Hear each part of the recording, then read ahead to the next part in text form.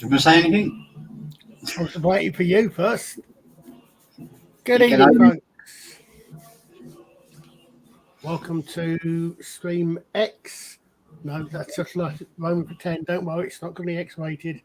Monday night with FFSI with me and Slide WK. Hello, folks.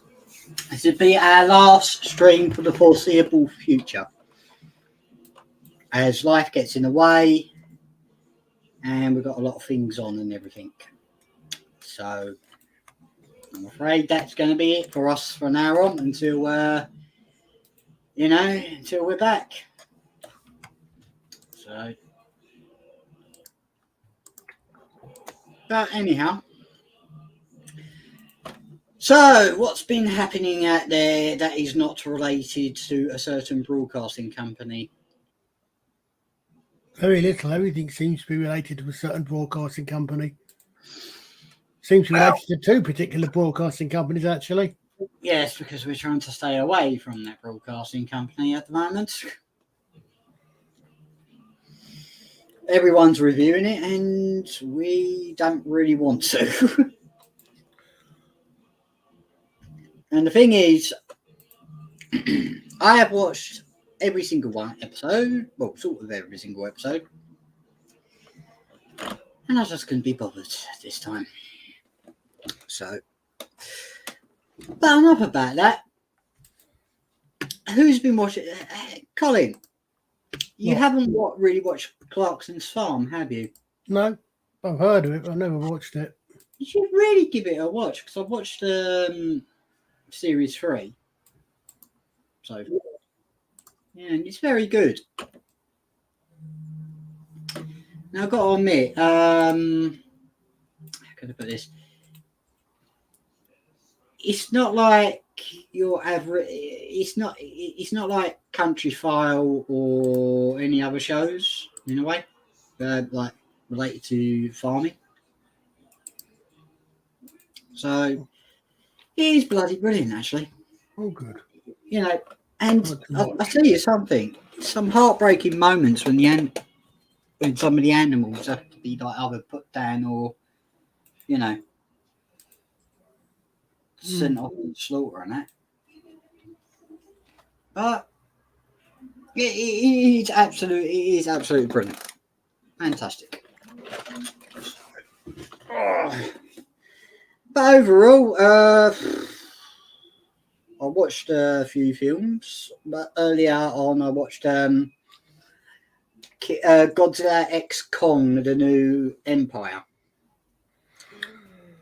Don't think I've seen any of those. I think I might have seen the one which Bryan Cranston was in, but that's about it.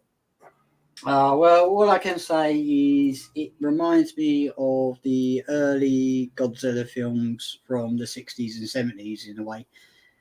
So, I know the Oppenheimer sequel got really good reviews. Yeah, it did. A lot of people have been saying they're finally going and seeing it, even though it's in Japanese, even though you have to get it with subtitles, which I could have bloody done with watching June 2, actually. What did you think of June 2 anyway?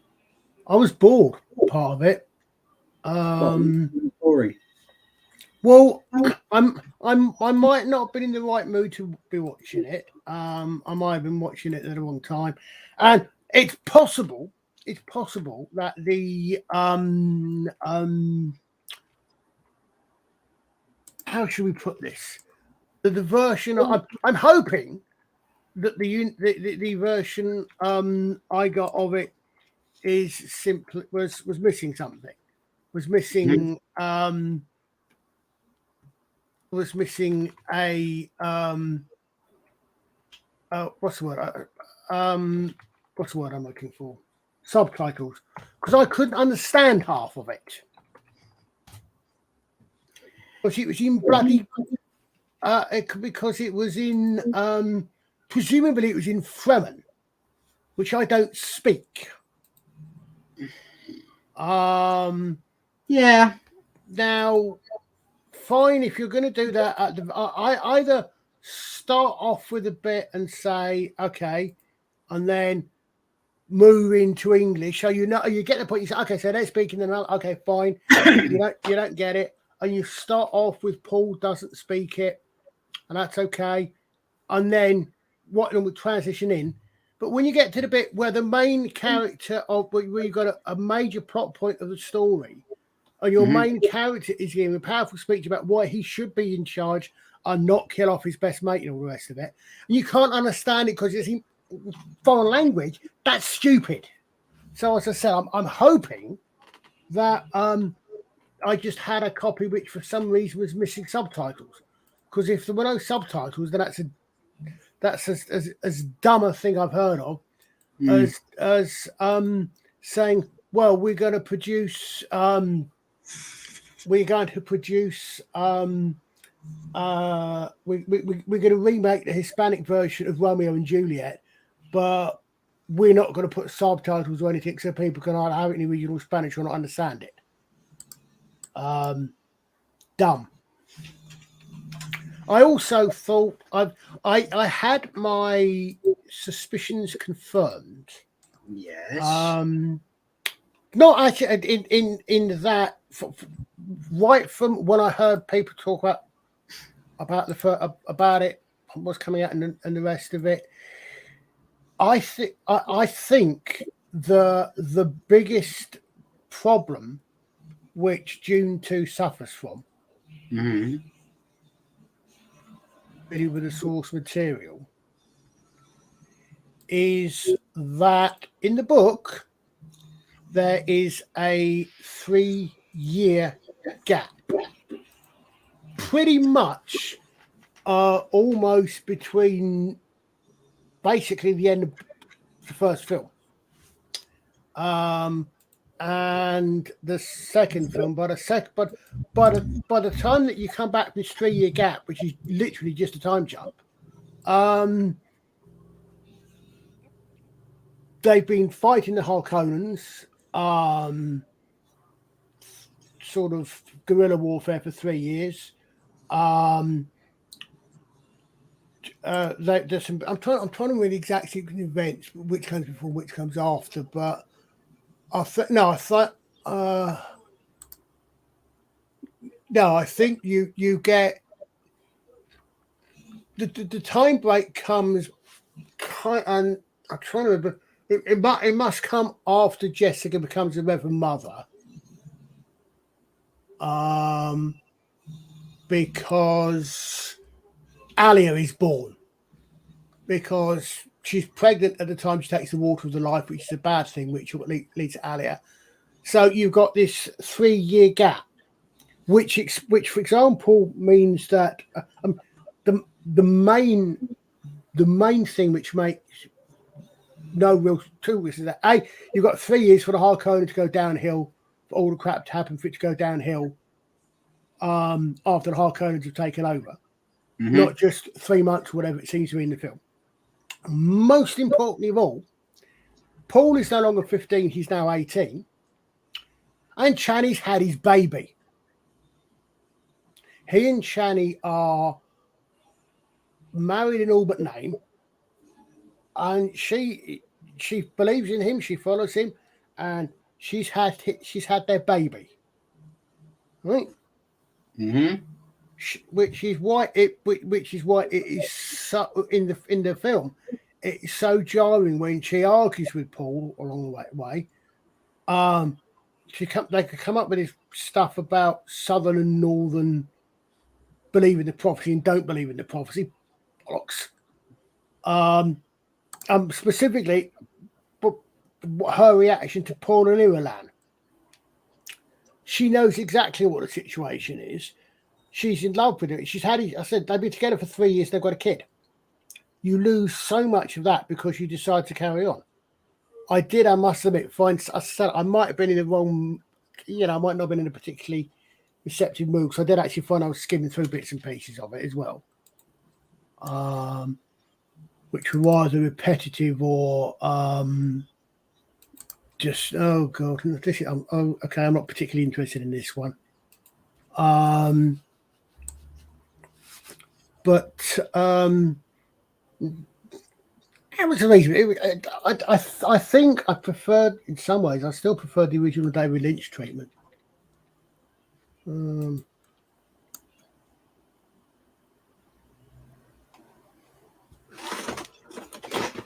But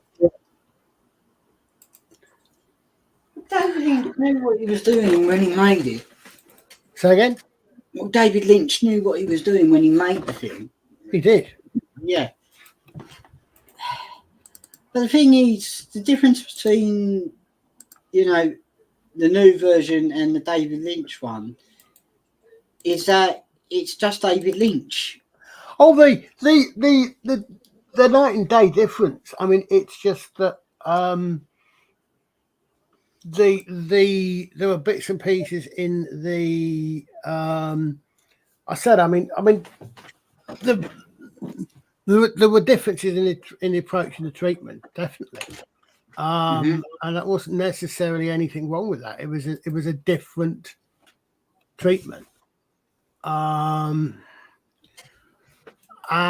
fine, that's okay. There's nothing wrong with it being a different treatment. The problem I found maybe because I was watching it at 1 o'clock in the morning or whatever, or when I wasn't particularly tired, or I don't know, but I just didn't find it. I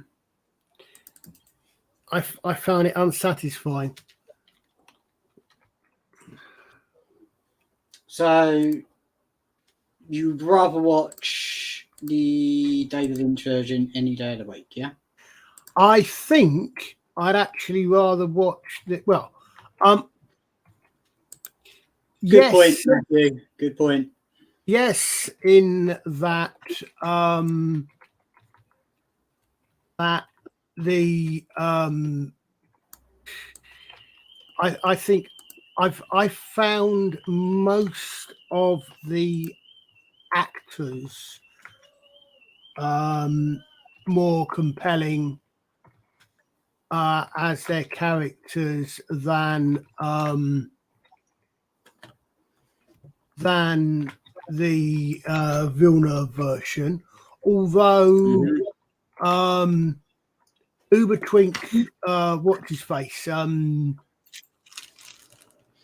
Holiday Show. I think he definitely was a more convincing 15, 18-year-old Paul than Carl McLachlan was.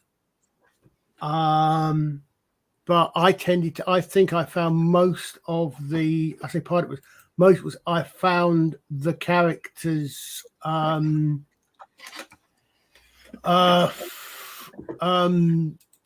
prefer the characterizations, I prefer the actors and actresses, etc. for the large part in the David Lynch version. And as I said, it's the fact that because they've done this, they've ignored the time, because they brought the second half of the film forward by 3 years. They lost a lot of nuance. They lost a lot of, okay, well, hold a second, but why? Hold a second, that doesn't make sense if you know the people involved and so on. So as a story, I would probably actually go with the early 2000s TV miniseries, because they did that. I never watched the miniseries. The miniseries is good. They're all different takes on pretty much the same idea. Obviously, same source material, but the miniseries has more room to breathe.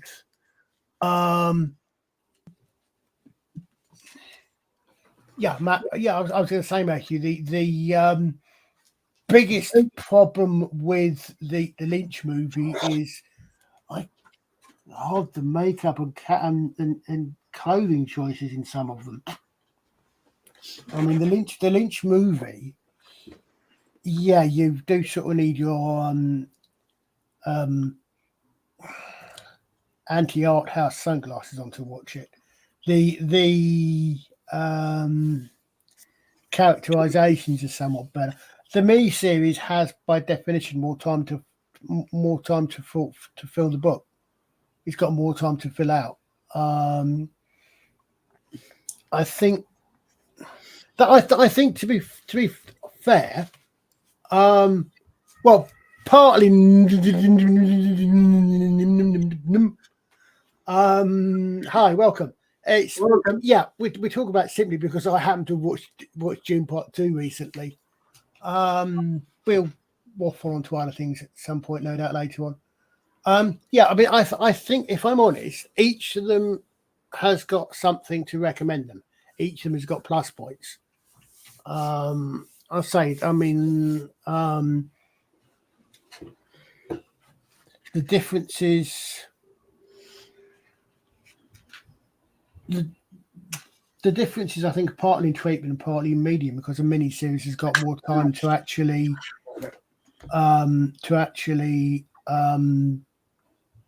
breathe, if you like. But I say losing. You see, this is why I'm always interested in these things. There's a lot of things, I think, it seems to me,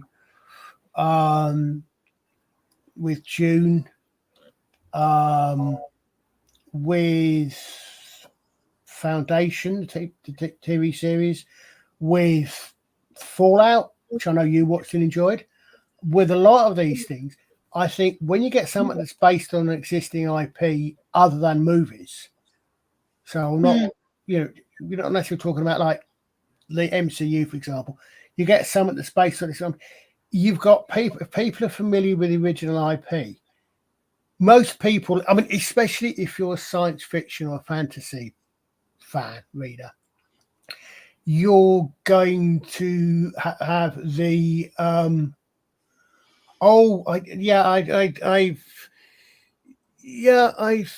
don't disagree with you there. It was the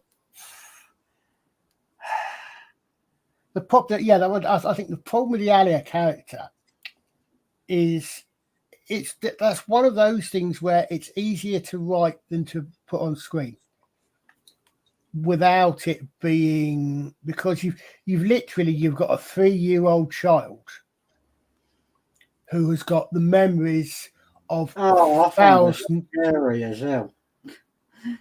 What in the Lynch version? Yeah, she was. But you think that what you've got there, you've got in that Alien, you've got a character who is literally, by the timeline of the book, 3 years old. All right. But she obviously. No, I'm not going to see any. I'm going to deliberately try not to see any parallels with anything else that's been on TV recently.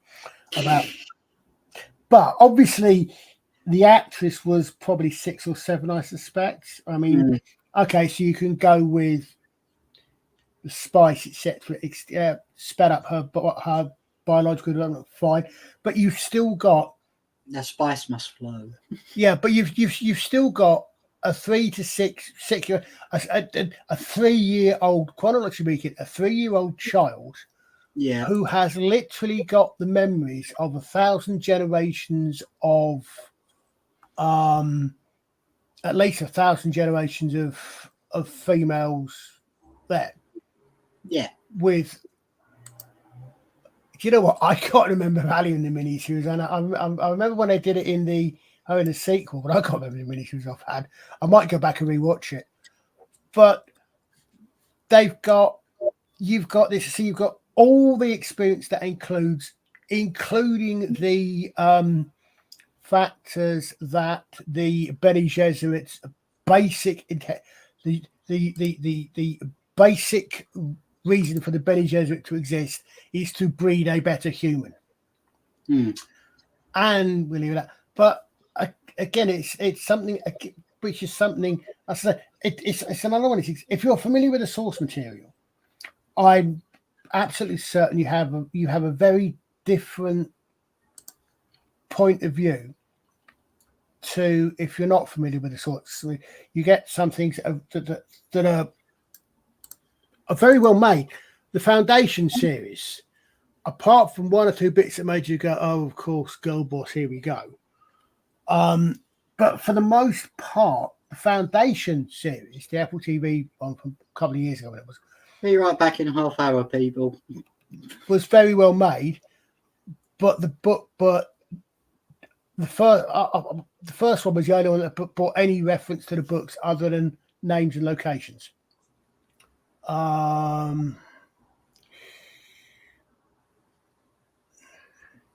Yeah. So some of this stuff can be heavy. I mean, we're talking Foundation. You've got two. I mean, interesting between Foundation and June, both of which are quite influential, seminal, if you like, within sci-fi. You've got interesting. You've got opposite problems. You've got opposite things. June is a thick book. It's an epic story. So you're going to, in order to fit it into anything less than about 10 hours of TV or more, you're going to miss things out anyway, no matter what, despite the fact even though you're changing. Foundation, there is all action in the Foundation novel. Certainly in the first one that Asimov wrote in the first place, they're all short stories. And as we know from The Hobbit, you can't really make a trilogy out of something that's got at the most 1 hour's worth of. I enjoyed reading The Hobbit. Oh no, yeah, but have you seen the films? I've not read The Hobbit. I haven't seen the films, and I still enjoyed the films. No, that's fine. No, that's great. Now, what I'm saying is, I'm sorry, but yeah, great. Watch the films, see what you think of them. My point there is that The Hobbit is not a thick book, is it? If you put The Hobbit, you put a copy of The Hobbit on a table next to a copy of Lord of the Rings, right? And Lord of the Rings is 3 or 4 times the size of The Hobbit. Right now, okay, so yeah, part of the Lord of the Rings is appendices, etc. Yeah, but it's still, I would say, 3 times the size. But they made 3 films. They made a film trilogy out of each of them. The Hobbit doesn't have enough in it to do 3 movies, right? Well, they also took some short stories. Yeah, but what I'm saying is when you watch, if you watch the Hobbit movies, see how much you having recently read the book, see how much. I mean, I said I've never read the book, but I know that the difference in sizes and the rest of it. Yeah, well, the Hobbit for starts. The Hobbit was a children's book. We mustn't forget that. But when you get around to it, you just see if you know how much you think. Well, that was in the book. That was in the book. That was in the book. Same thing with Foundation, because there's not much in the book. You go Lord of the Rings or Dune, way too much in the books. Or there's a heck of a lot in the books. Yeah, you're right, Matthew. The films forgot what it was about. Which is one reason why I know. I mean, the rabbi. Most of us here know the rabbi. When he originally watched Foundation series, he's not read the book. He's not familiar with the source book. He enjoyed them. I didn't. I never got past about episode 3 because they were just putting stuff in there which, as a good, probably most of which probably been a very good science fiction series. I understand that a lot of people really enjoyed the Fallout TV series. I know. I said great.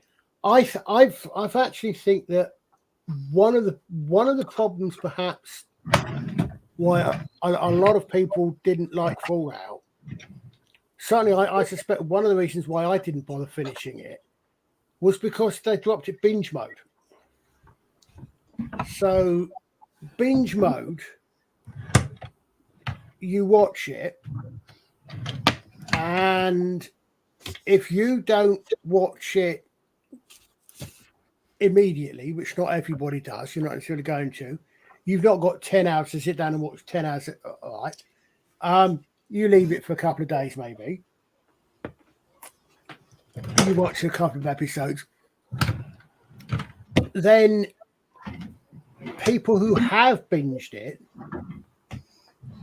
are going to start talking about things, and especially if they're familiar with the source material, they are going to start saying, well, this is different, this is different, this is different. And that's fine. Stuff being different to the source material. What I was going to say earlier on, most people who read science fiction and fantasy are going to be able to work out, well, they're going to have to change it. It's a different medium. It's not just straight out reading the book. You can't, we understand that. But when you get someone that tells you, let's watch all 10 episodes, how many episodes it was, knows how much,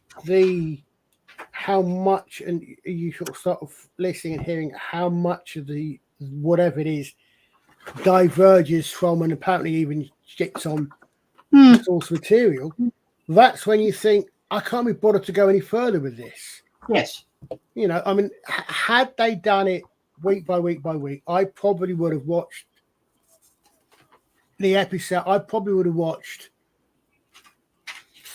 at least, and no, I don't know how far I would have got with it, obviously, but I would have watched an episode of Fallout, an episode, and I go, okay, so that's a bit different. That's a bit different. But when you, and I mean, especially when you find out that there's things, when you get people get time to put in the research and work out timelines and things like this, and work out that something happened. Okay, well, this something major happened to this particular group, this particular organization, this particular nation, 15 years before Fallout New Vegas, which is the game that I'm playing at the moment, and doesn't appear to have happened in that. What? Sorry, the bad guys are who? You're shitting, when you all that comes down at once, that I think is.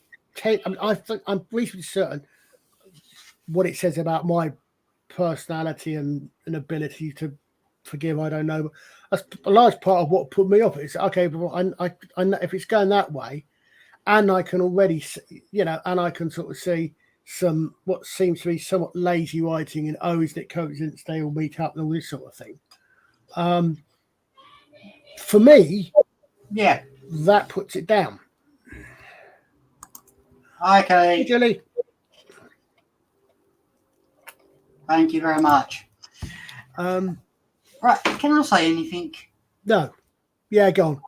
You went off to get the book then. Yeah, I've got the bloody book. I know. Go on then. Yeah, you were saying about. Well, the thing is that you got some decent writing before you start chapter 1, right? You've got like the writing, right? Yeah. But it's like you have to get a pen and paper and translate the whole thing. Really, really makes you do your homework. Tolkien was a genius. He was. He was. He was a historian. He was a linguist, and he was an early medieval Anglo-Saxon historian. First published in 1937. Yeah. He was writing. He'd fought in World War I. I wonder how much that book is worth now. What, the original? Yeah. The original manuscript is well, if it's available. A lot, I would have thought. In fact, early version, edition might be more. My hands on that one. Yeah.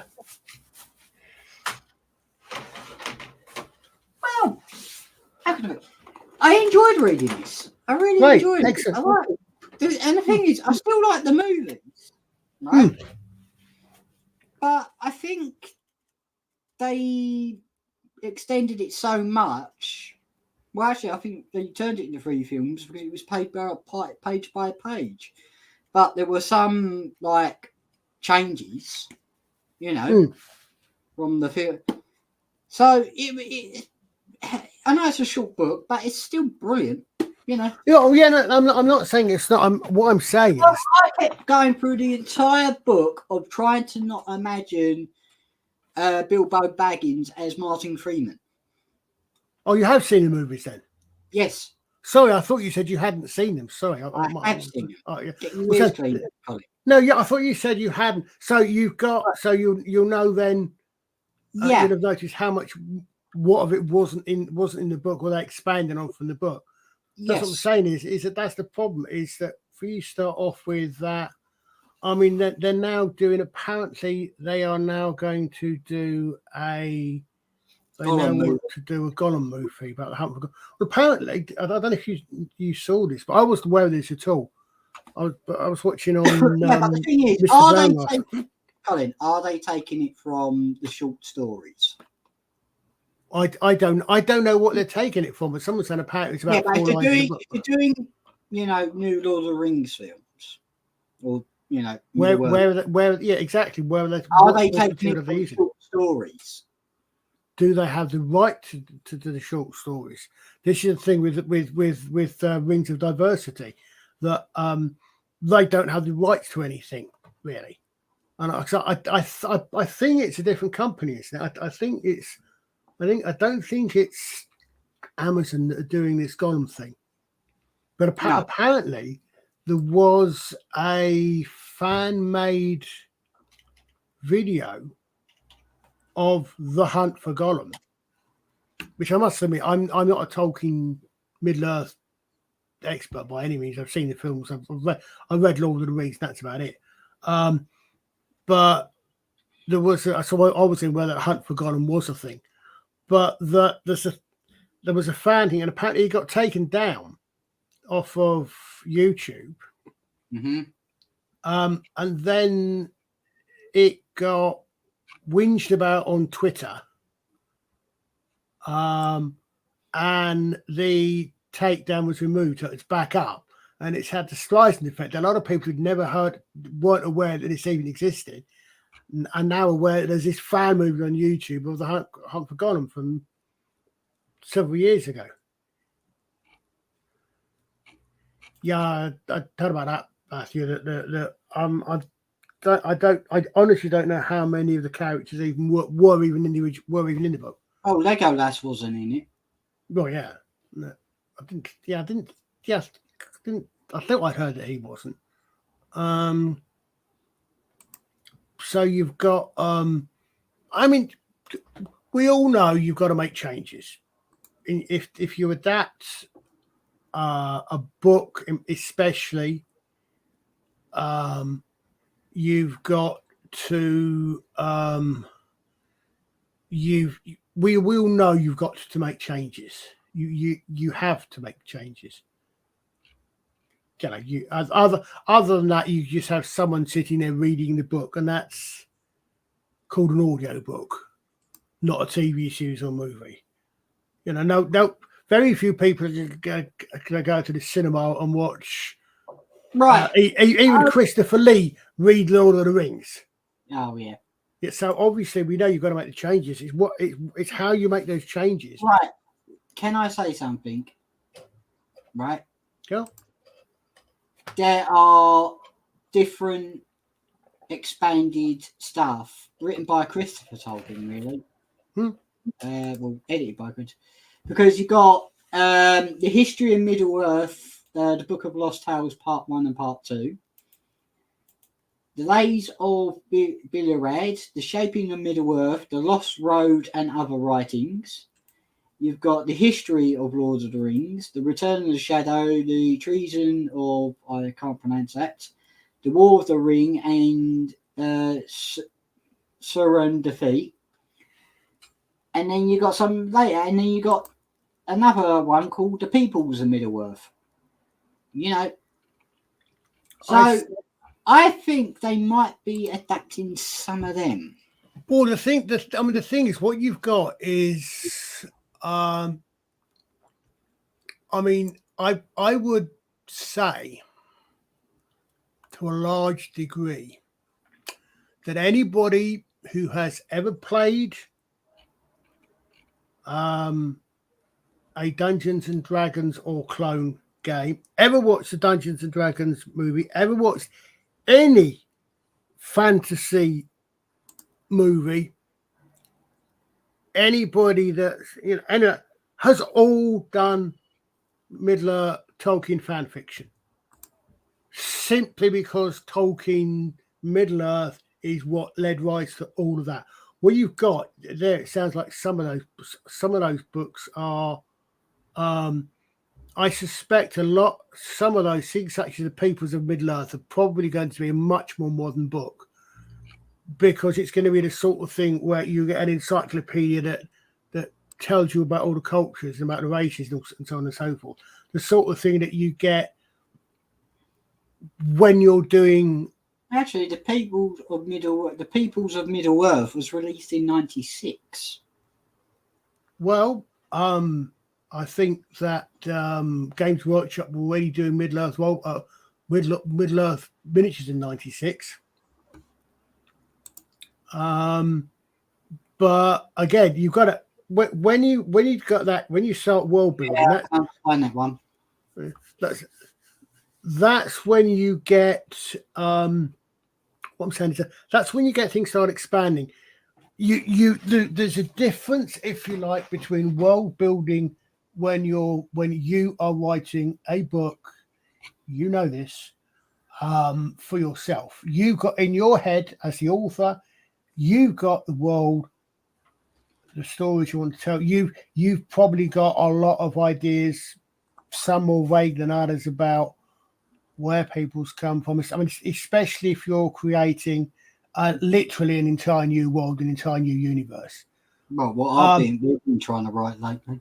Yeah, but what I'm saying, but you imagine that rather than doing that set on Earth, you're doing that. You're J.R.R. Tolkien. You are literally creating an entire universe. Yes, I know. Right. So you've got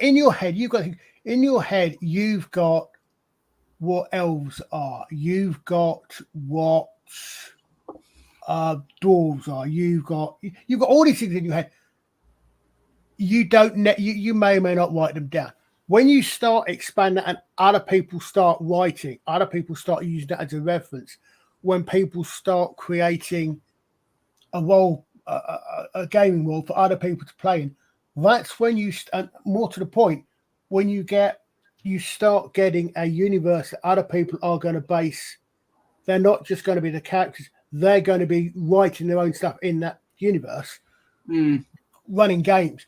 That's when you start getting things like Bibles, like manuals. That's when you start getting things like the People of Middle-earth, because you're going to need to know that.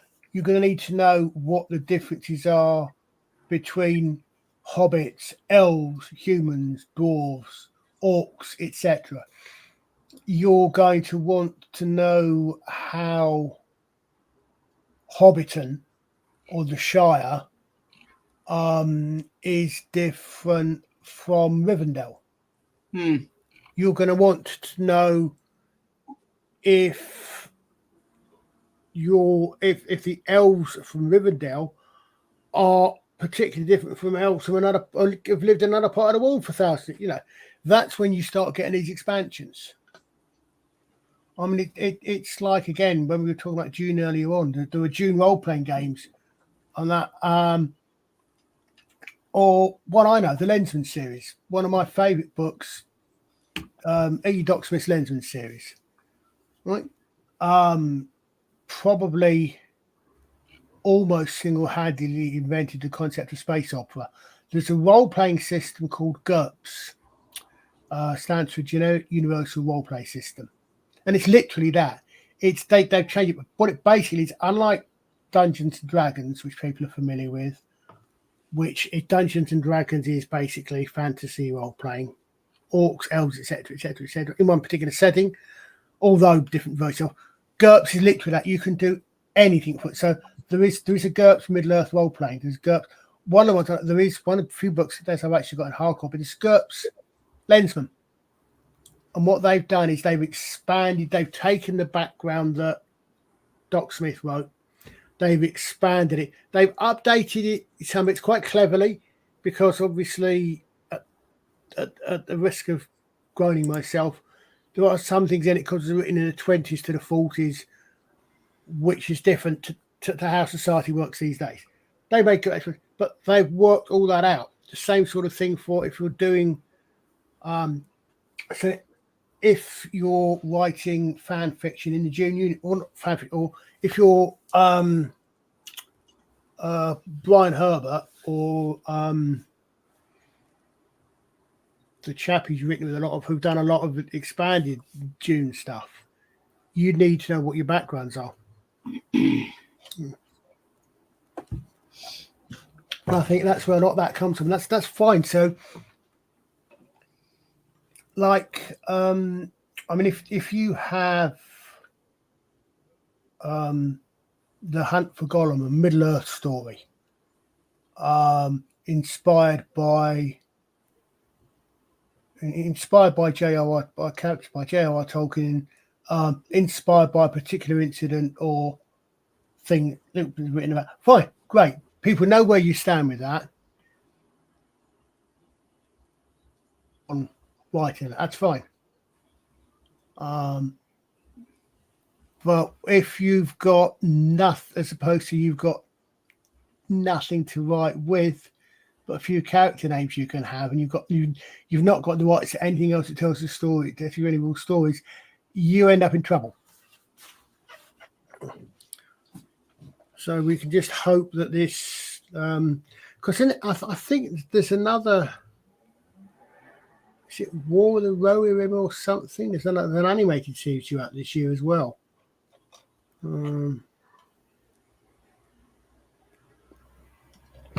Which is I think that's not Amazon, because I think that's the thing, is Amazon have got the rights to certain things, but not others. Which is why other people can write and come up with things that are Tolkien, Lord of the Rings as well.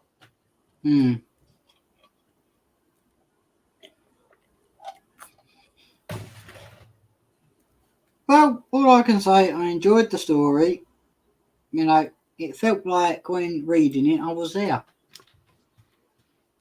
You know, and the thing is, yeah, there are some scenes in the films that were like too long. You know, but they've got to drag it out, really, because apparently, really, it was supposed to be 2 films. Yeah, well, I mean, you see, this is again, it's prequelitis as well, I think, to a degree. Usually, what happens when you get something that becomes a series, you usually get the first story book, the first story book, etc., that comes out is not, is shortish, it's great, it tells a story. Subsequent ones expand on that and then may get bigger as the authors. Whereas so for example, you start with Lord of the Rings again. You start with The Hobbit, inspiration, and you write Lord of the Rings.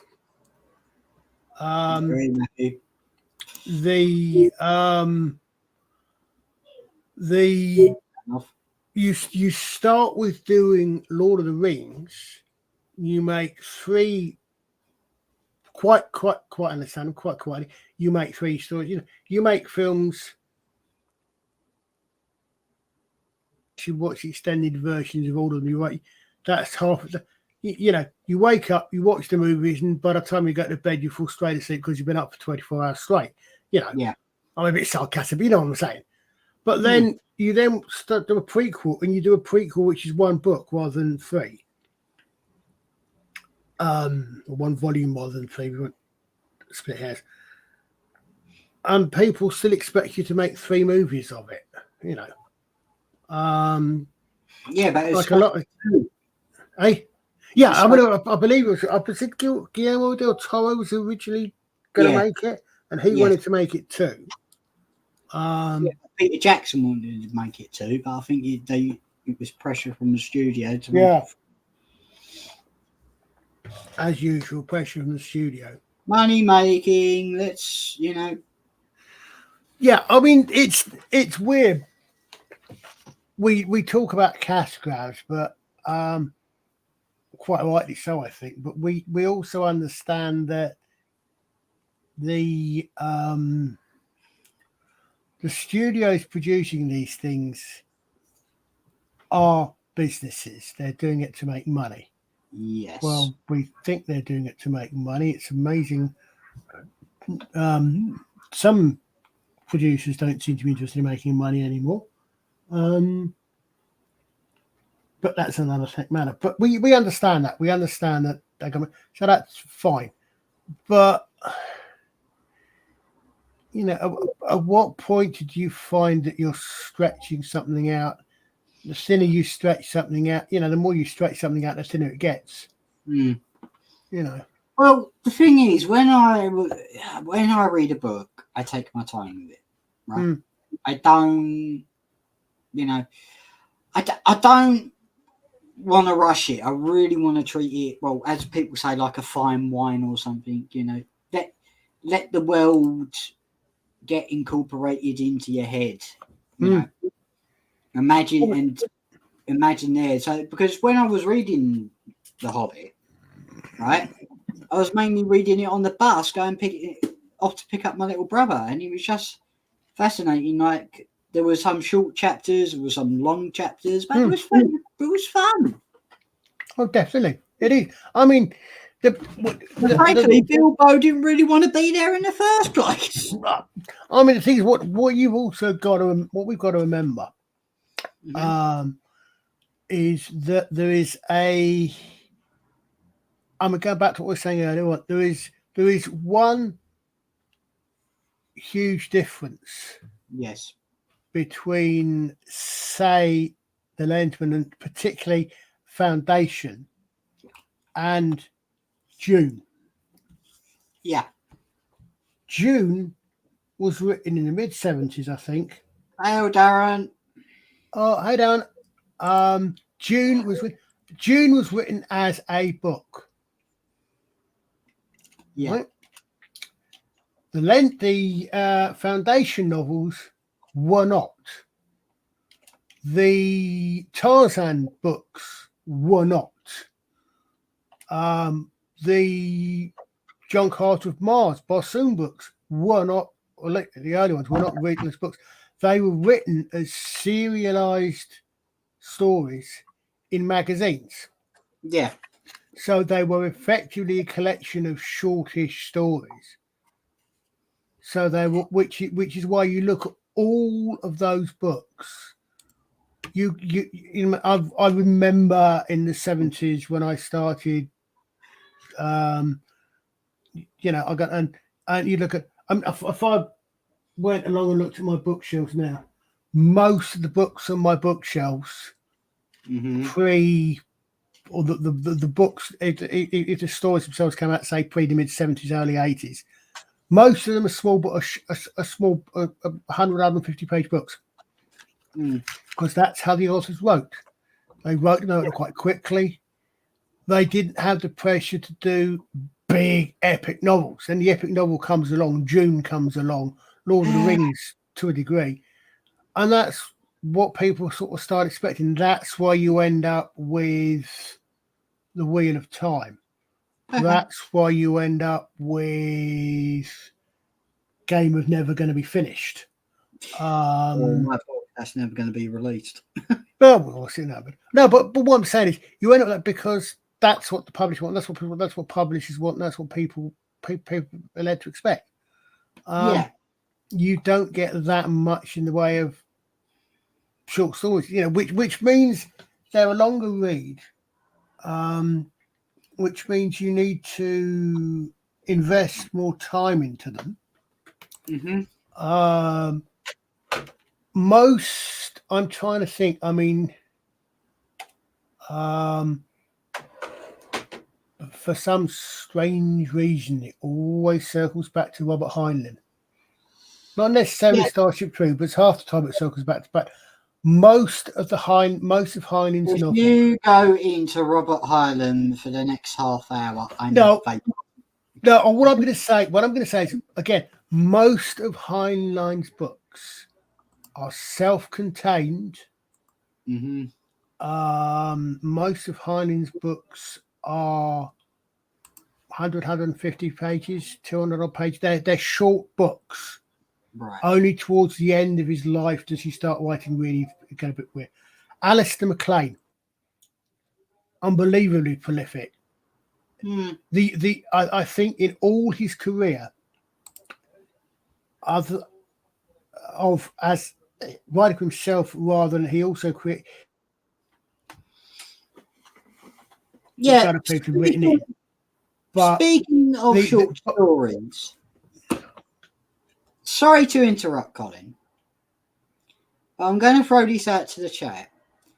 Has anyone recently bought a copy of The Impossibility Man that me and Colin wrote last year? Do many people know about it? What I was going to say was Alistair MacLean in 30 odd books off the top of my head. Two of those are connected. He wrote The Guns of Navarone. The film came out, I think, and he wrote False Tenth of Navarone. Everything else he wrote, they are completely unconnected. Absolutely, there are no connections whatsoever. He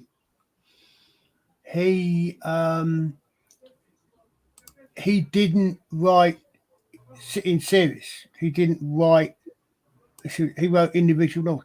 That doesn't seem to happen that much these days. As I said, Heinlein, Asimov. Again, actually, Asimov's another great one. Most of his stuff, again, I mean, the Foundation series, the Robot series. God,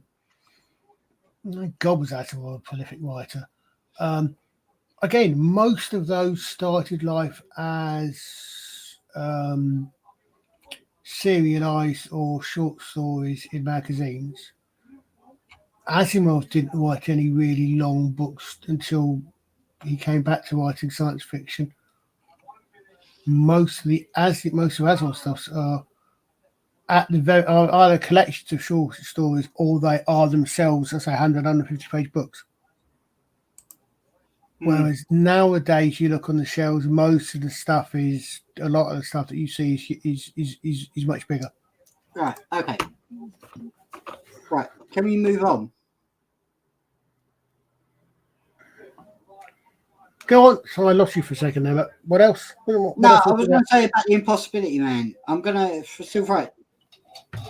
Would anyone like to buy a copy of this? It's only £2.45 on Amazon.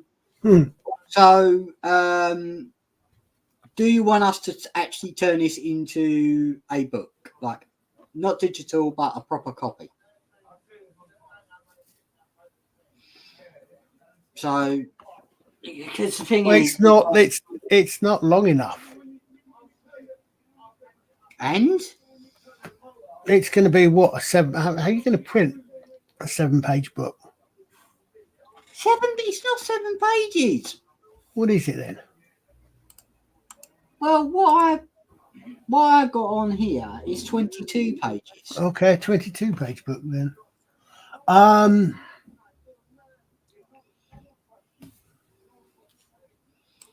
Is this? I tried reading The Hobbit, couldn't get into it. I prefer C.S. Lewis books, but to each. Yeah, C.S. Lewis is good. Kelly, that is an extremely old-fashioned attitude. I am offended that you think that people should not follow exactly what you think. And I'm sorry, I've been listening to too many modern people here. Of course, you're absolutely right. What's wrong with C.S. Lewis? Hey, what's wrong with C.S. Lewis? Nothing. No, I'm taking the mick out of Kelly's actual understanding attitude that it's all right for us to have different opinions. That Kelly, doesn't seem to be a thing these days. Yeah, absolutely, yes, indeed. Kelly, if you was available right now to come on here, you could really have a conversation with Colin. Kick his ass.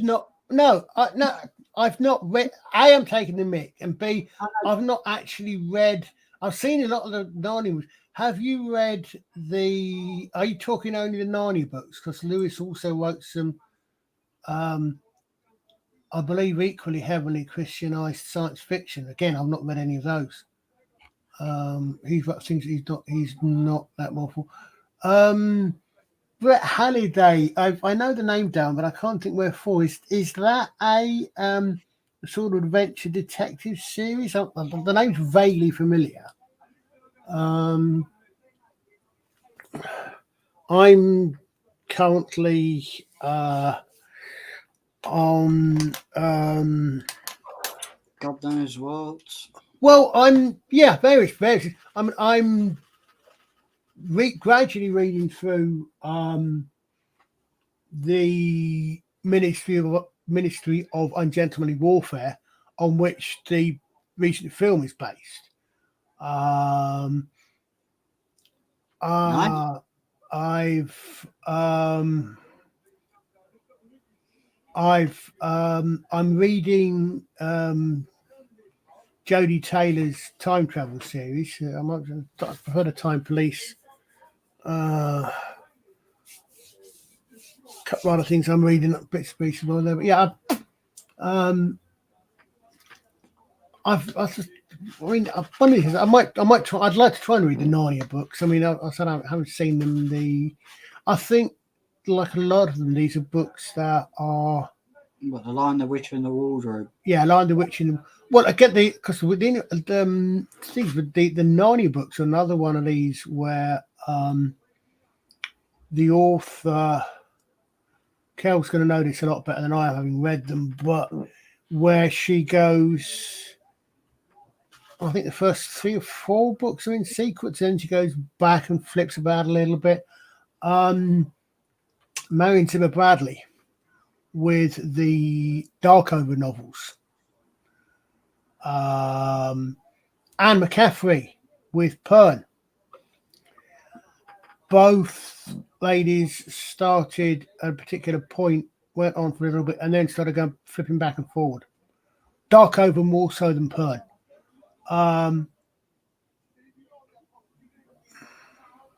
Yeah, exactly, Darren. Thank you. Yes, as I said. Whereas, I can't find them. I looked at it. I've got a copy of Lord of the Rings. But I read it when I was a teenager, so that was a very long time ago. Dodging between the dinosaur legs. It's a thick book. It's very, very thin paper. And I think it's over 1,015. I think it's well over 1,200 pages long, and that's thin paper as well. Because the book isn't that thick.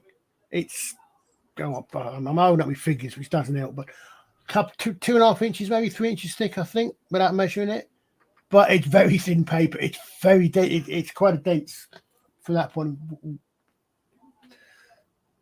words per square inch book.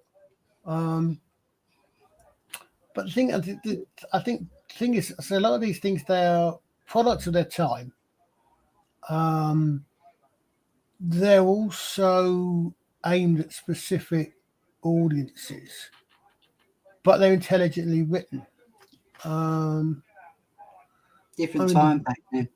Yeah. Well, what do you think? I'm not sure when the Narnia books were written, but I do know the first 2 or 3 are basically kids escaping from the Blitz in World War II, so early 1940s. They are, I suspect, if you want to start being a little bit analytical, they are maybe a little bit allegorical for damn, brain's gone again. where kids being moved out of London by vein switch stuff. I can't think what it was called, but you had a lot of kids who moved out of London to keep them safe from the bombs, and they moved out to the country for a lot of London middle, not necessarily, not just London, but other places. Evacuation taking them for a lot of for want of a better phrase, middle class kids. That was probably their first introduction to things like, oh, I don't know, animals. Which is what, I think that's one of the things that the Narnia books speak to is evacuation, is being moved out, is gonna new light, I really don't know how many of today's kids of the appropriate age would even find anything like Narnia even readable. I really don't. I said, like you were saying, they require you to have a little bit of intelligence, a little bit of thought about them. Thank you, Darren. 1950 to 56. There you go. So just after, so again, World War II really, really heavily in people's minds. What else did people read? What else have people read? I mean, I'm.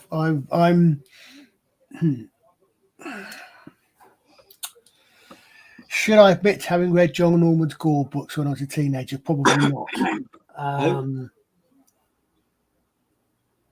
John Norman. Science fiction books with certain, which I didn't pick on up at the time. They're quite an interesting setup, but they are yes, absolutely, Jim DeGrit's. Oh, I think I've read all of them now. Yep, Jim DeGrit. Well, a lot of Harry Harrison, Jim DeGrit's in particular. Someone else I'd like to see. I don't know if film that. Someone else I think will make a really, really good TV, a really good series under competent authors. I'm not pick one there because. And the thing is, because there was an explosion, there seemed to be a bit of an explosion. Maybe the 70s, maybe the early 80s. When you get, when I was a kid, 60s, never read those. I've never read the Grey Mouse books. I want to get around to them because again, they're another one which I think have quite an influence on the fantasy role playing genre in general. Because there weren't. You've got wager. You didn't really have any thieves or rogues or anything in Tolkien. So a lot of it's been expanded out. That's. I think I've read some of the. I've read. I think I've read some Fritz Leiber, but not a lot of it. I read a couple of Gene Wolfe as well.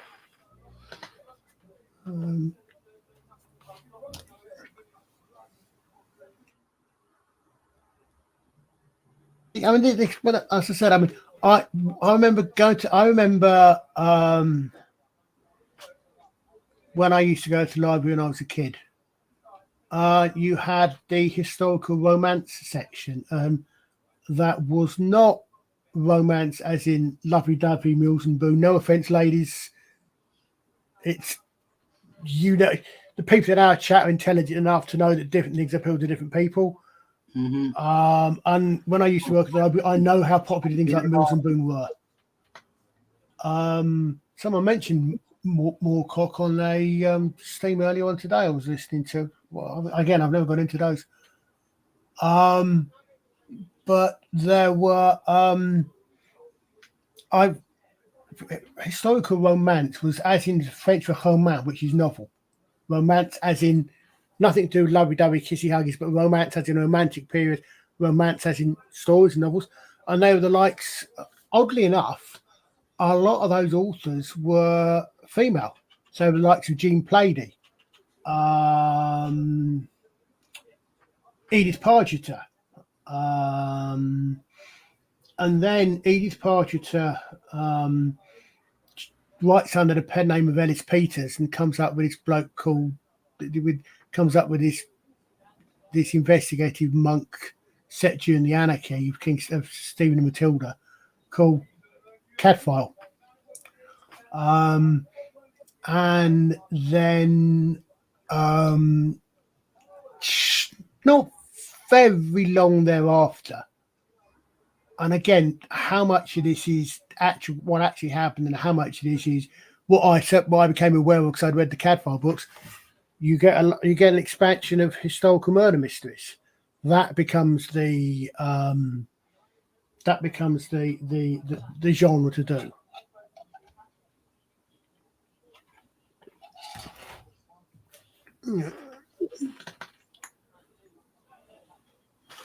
Yeah, I've read the.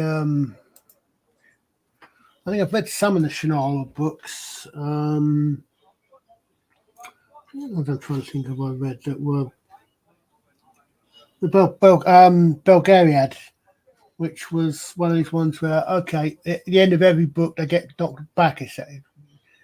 You think, okay, so get well, I got back, so we'll get another book out of this sort of thing. That's some interesting. Yeah, I mean, there was a lot of interesting stuff, I think. How much of it is really worth reading now, I don't know. I guess, as Kelly said, it's different strokes, depends on people.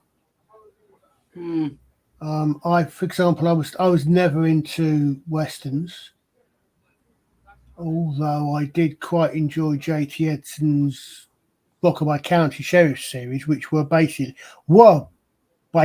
westerns, but they were set in then modern, so 70s, 80s, I think, America. I've never read Gormenghast either. Gormenghast, yeah. Yeah.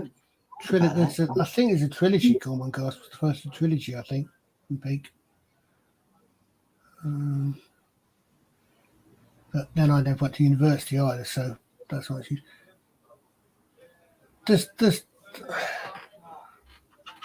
but there's one of the things. I mean, there is so much out there that both fantasy, sci-fi, not just those. I was. I mean, it's just to prove not just that is most people. Okay, we're not going to talk. Okay, not talking about anything modern day. Most people are familiar with the Valeyard. Michael Jason is the Valeyard. Very popular actor, very popular character. One appearance in one set of stories, basically. And a couple in Big Finish. I know him more for a character of Quilla, which was a 1970s spy series. Based on this books by Adam Hall. So I enjoyed all of those. It's not just sci-fi and fantasy that can grab your attention. I think it's all sorts of things. And we won't mention history much.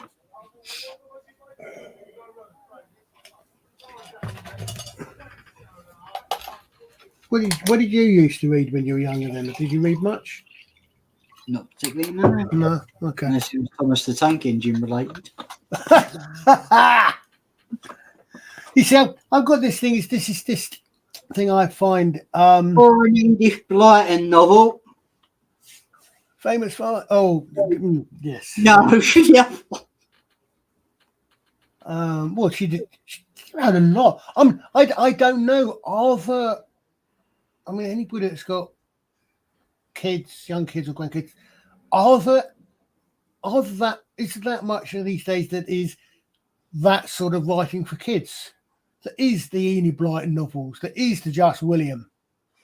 Are any of those other modern versions of any of those? I don't know.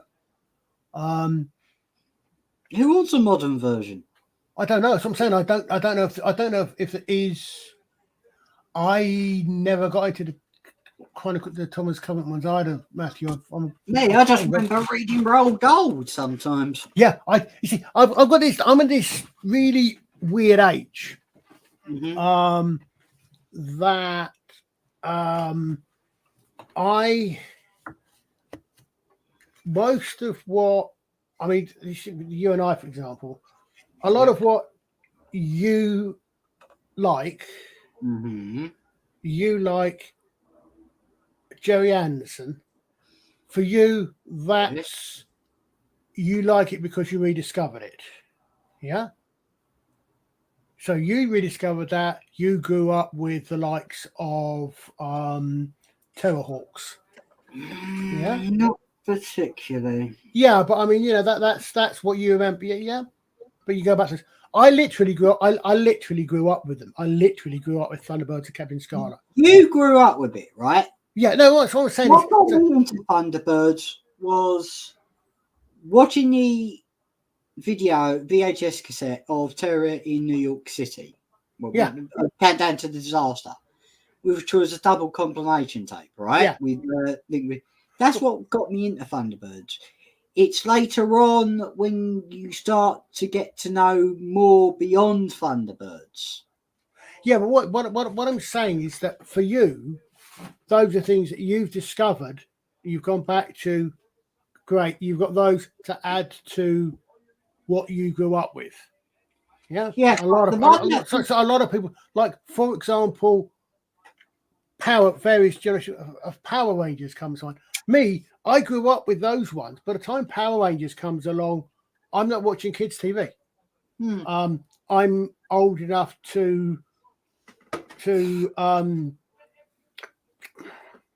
I'm old enough that what I'm most interested in about Mighty Morphin Power Rangers is Kimberly. No, Amy Jo Johnson. Amy Jo Johnson. Thank you. I forgot one of them. Yeah. Right. But no. But so these things. So I didn't watch. I didn't watch Terrorhawks. A lot of these things that people in our sphere, because they're that half generation younger than me. That's what I got with. I didn't watch Terrorhawks until I was 18. Okay. Well, they were talking about. I was listening. Why I didn't watch Terrorhawks until I was 18 is because the DVD started coming out then. I read about Terrorhawks. I looked it up, but you couldn't find an episode online, right? And then the DVDs came out, and then I started watching Terrorhawks. You just said something massively important there that really tells a difference. You just said you couldn't find it online. Yeah. I never had that luxury. I was listening to Critical Drinker. Critical Drinker's own bar stream. And he was saying when he and Maura were born, yes, I was in my 30s. Kelly, if she's still in the chat, will understand this thing as well. Would understand this. She's the only person I know will understand this because we talked about this before. That these things that you grow up with something, and a lot of people talk about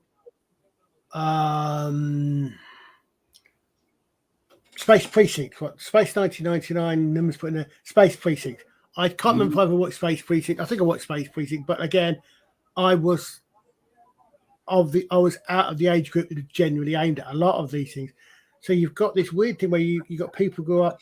That's why I said. I mean, most of the books I grew up reading were 150 pages long, 200 pages long. Rather than 2,000 page epic fantasies or whatever.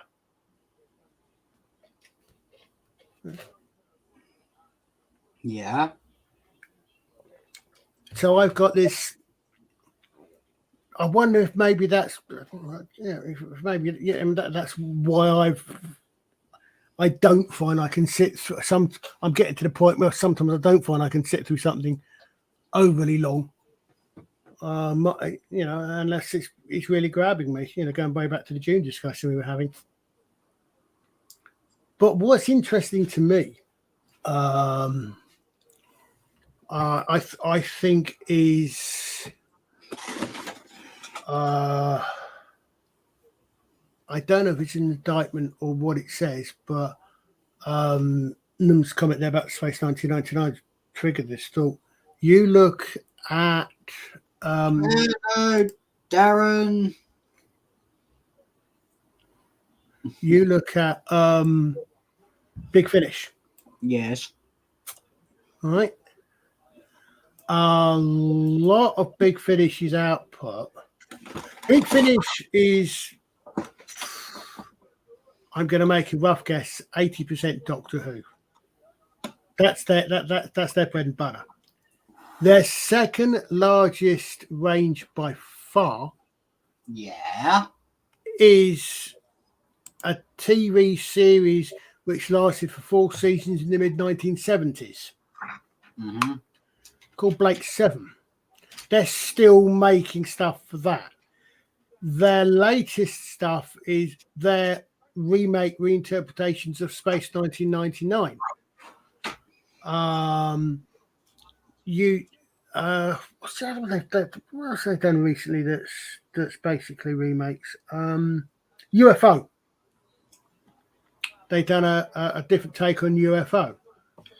Their stuff is harking back. Even most of their DW output is not current, or even not even post 2005, probably. You look at you see these things. I mean, I know there's been this fuss in the games sphere recently, but a lot of the games that people seem to be playing, apparently, computer games, are not new games. They're going back and playing older games or remakes of older games. You get people are remaking the Resident Evil series or Final Fantasy. A lot of games seem to be remakes. It just makes you wonder why. Why is it that there's such a nostalgia boost at the moment? What is it that it's providing? What is it everybody's complaining about? The sort of the current generations are coming to these things new, but for those of us with a certain vintage, I remember the origin of that. You do. I think you do sometimes have to wonder why, wonder what and why.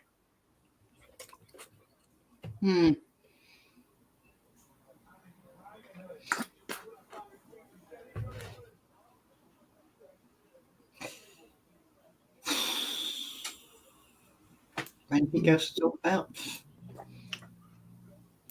Well, I know you you know how I work. 99%, 95% of the time, you set something that sends me off on a track. I know. I very rarely come in with something prepared. Hey, He always does. No, I'm saying I don't. I very rarely do I come unless we're doing a subjected stream. Look at this. We started off with you said something, and you said something that set me off talking about June. Right. That tends to be on general things like this. Yeah, right. All I'm going to say, Colin, is that I enjoyed the 2 June movies so far. Right? Yeah, great. The David Lynch one, I like to know. I never watched the miniseries. That's it. End of. No, that's fine. I'm saying this. There were. I mean, that's my reaction. That was my reaction to them. My reaction at the time I saw I saw them. But yeah, I mean, they are very well crafted movies. I'm still, despite the fact that I found June 2 disappointing or underwhelming for certain reasons, I'm still kind of looking forward to him doing June Messiah. Yeah. Be interesting to see if he just starts Human Soul, goes down and does Human Soul and Children. Well, at the moment, they're trying to get a prequel TV series, Dream Prophecy, at the moment. Yeah. I'm hopeful for apparently his next thing he's supposed to be wanting to do is Rendezvous with Rama, an Arthur C. Clarke novel. That's going to be interesting. Well, it's the weird thing with Rendezvous with Rama is it's a first contact novel with no aliens.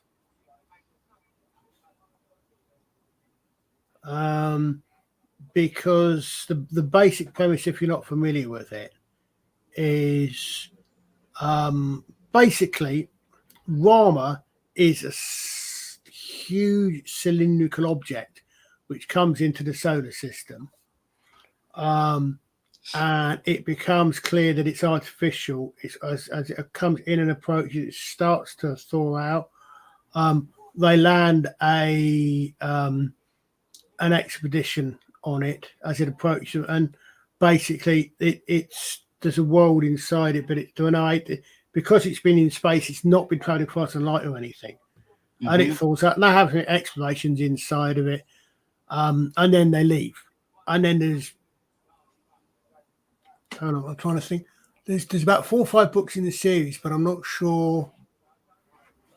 I think the first book ends. Rama itself leaves the thing, but because the last line is, how to remember, the Ramans do everything in threes, and if that's not a setup for a series of sequels, I don't know what is.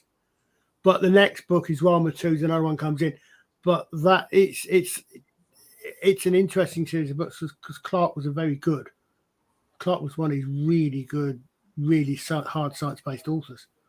Yeah. There's very little off the top of my head that I can think of. There's very little Arthur C. Clarke that is actually going to be things like faster than light travel. Even Childhood End, which I watched the miniseries of that. Childhood's End. I found it absolutely depressing at the end. It is, but the thing is, the main thing with that thing is there's one bit where the guy stows away on board a ship. All right, that ship never goes faster than light. What happens is it goes sufficiently fast that time dilation comes in. Time dilation done properly, unlike the series, unlike the way they do it in Stargate SG-1. Timeline. So he goes up. He spends 10 years or whatever it is away from Earth, going to the alien planet and back, which is quite nearby. 20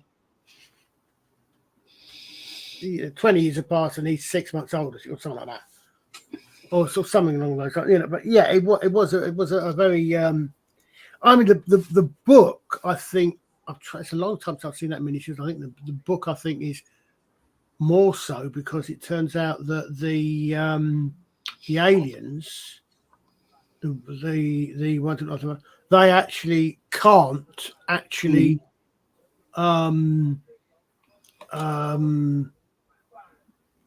can't evolve. They can't yeah, because they've lived for so long, haven't they? Yeah, something along those lines. They're like they're like again, fucking liking it to Stargate. They're a little bit like the damn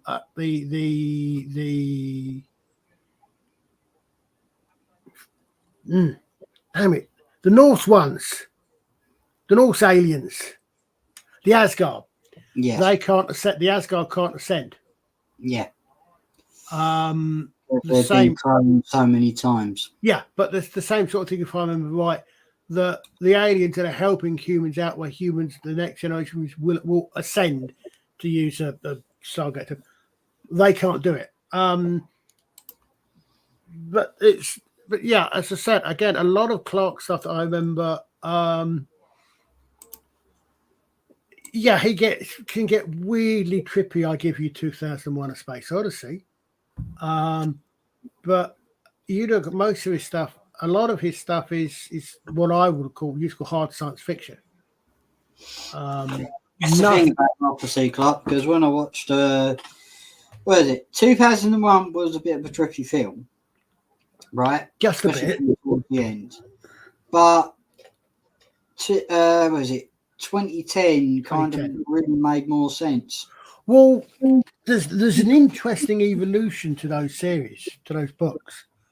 Again, in fact, I was thinking this when we were talking about short and long books. 2001 is based on a short story called The Sentinel, which is basically, if I remember right, is basically the bit on the moon. That's it. Kubrick wanted to make a film. Clark cooperated, was completely on board with it.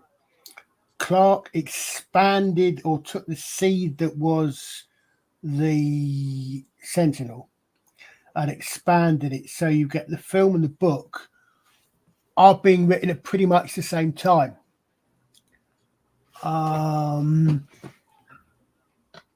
If I recall correctly, the book at least, if not the film, they don't go to Jupiter, they go to Saturn. You then get 2010 comes along, and I think the same thing. I think it also started was both the book and the sequel movie at the same time, and I shifted it. So technically speaking, 2010 is not a sequel to 2001 because they're a different unit, they're a different story. But no one cares. It's retconned back to being Jupiter because it's a lot easier to ignite because Jupiter's a lot more believable as being turned into a sun than Saturn is because Jupiter's so much bigger. But then that's I think that's the only one they actually made films of. But you've got Clark then went on and wrote. We've got 2001, 2010, 2063 Odyssey to 2010 is 2001: A Space Odyssey. 2010, I think, was the year we make contact. 2063 is Odyssey 2, and 3001 the Final Odyssey. Yeah, one of those ones where they actually go back, and you end up with just to prove that Dave Filoni's not the only person who can't let characters die. Half of the cast of 2001 and 2010, I think, end up as computer simulations of themselves by the time of 3001. But that's a little bit like, you'll know this better than I am, the evolution of Hitchhiker's Guide. Yeah. Where the Hitchhiker's Guide, okay, it's a radio series, which becomes a book, which becomes a TV series, which becomes another radio. Yeah, it's somewhere. I've got someone did a chart. My God, it's confusing about what led into what and what inspired what. It led from one drunken night somewhere in Europe. Yeah, but what I'm saying is you look at the inspiration to say it started off as a radio show, didn't it? Yeah. It started off as a radio show. Then I think it became a TV series for the Hitchhiker's Guide, the first book. Then it span off into more radio shows. Yeah. And books. Also, somewhere in there, you've got the records, which are off the top of my head, without reaching over and pulling them out, so I can confirm this. Yes, I have got them. Which I think Hitchhiker's Guide is a double album, and Restaurant at the End of the Universe, I think, is only a single double-sided record. Which I think are basic. I'm not sure if they're the TV show or the radio. I'm not sure if they're direct transcriptions of the radio show, because I can't remember what the cast differences were. I haven't listened to a long time since I've got a radio record player. But yeah, again, that's another way you get what leads into what, the books, into the radio, and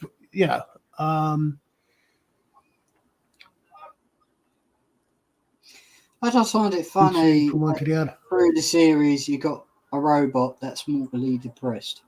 Well, yeah. And complains. I'm in the paranoid animal. Here am I, brain the size of the planet.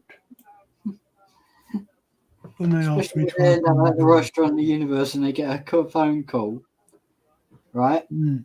And the funny thing is, he goes, "Who is it?" It's Marvin calling from the car park. What are you doing? Parking cars. What else am I doing? But again, sorry. I was going to say that was an interesting, again, where you've got, okay, what comes, what leads into what. It's not as simple as the book first, and then most things it's the book or the game, but these days, and then the film or the TV series, and then sometimes you will find, that TV, that the film media feeds back into the books. Right back. And we've got something to tell you about Hitchhikers in a minute. Be right back, right? Okay. Excuse me, my throat's dry out. I'm speaking again. But I think there's a few like that, aren't there, these days, where you start off with an idea, and then it becomes a film, and the film or a TV series successfully leads back into the source material. Which is why you end up with things like Gladiator 2, despite the fact that everybody died at the end of Gladiator 1. Excuse me.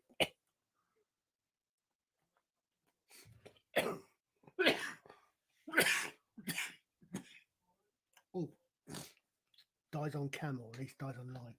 I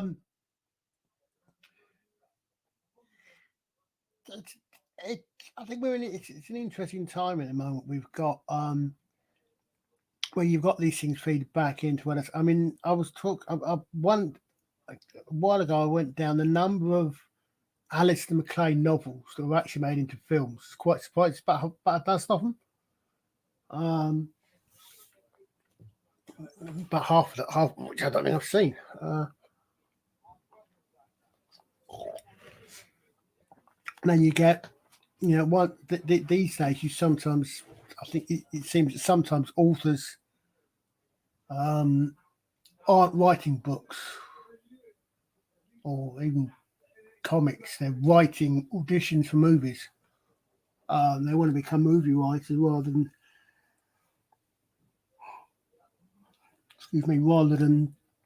just straight out authors.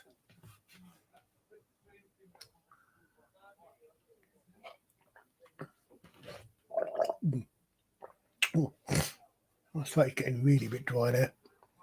I think it's an interesting situation we're in with entertainment, but where in our sphere, I think it's particularly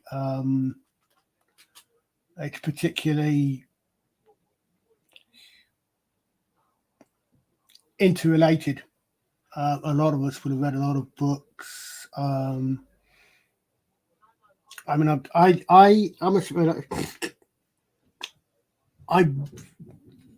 watched the first 4 episodes of Game of Thrones, because at the time you got 4 episodes on a disc when you rented them from Love Film. That's how long ago I watched it, and I just never got into it somehow. I mean, my sister did, but I didn't, and I watched a lot of the. Obviously, you can't avoid our sphere. You can't avoid the feedback.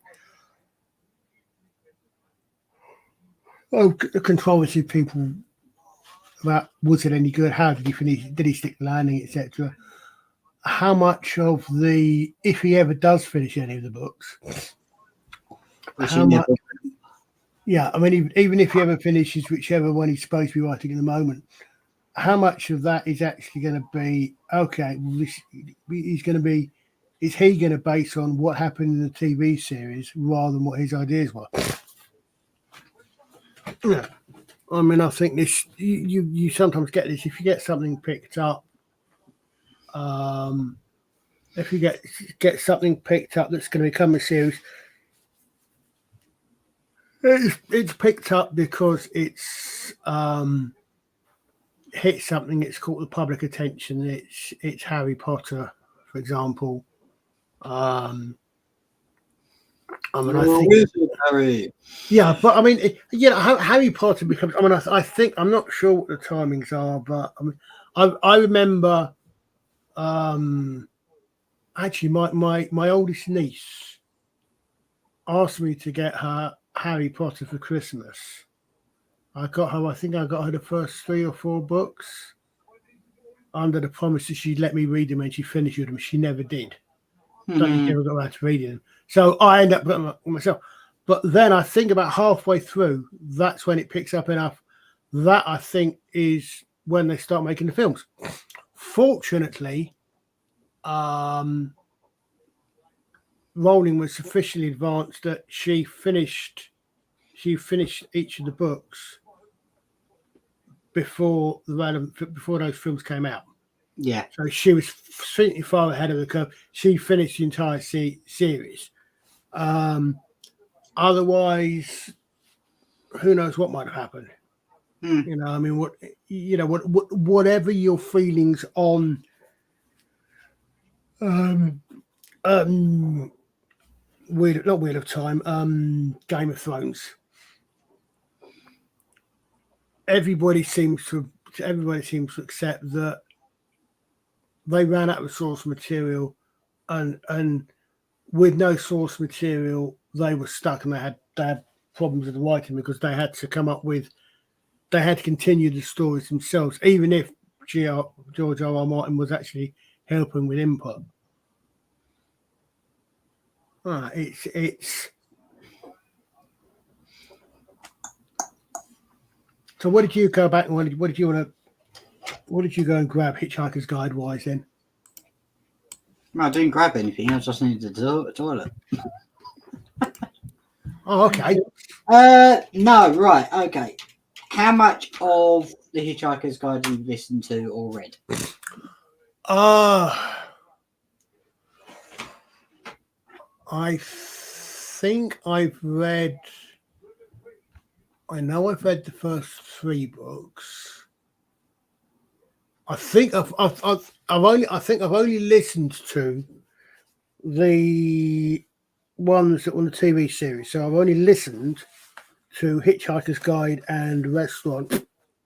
I've read So Long and Thanks for a long time ago. I've read So Long and Thanks for all the Fish. Mm-hmm.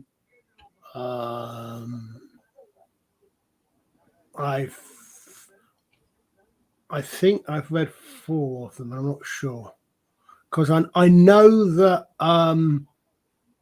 there's at least 1, if not 2, written by Johan Colfer after Douglas Adams passed away. Mm-hmm. I'm not. I've not read those. I remember.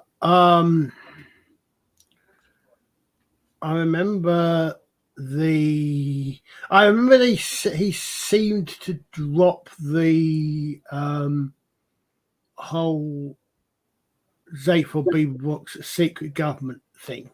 Mm-hmm. That seemed to go by the wayside. I remember he had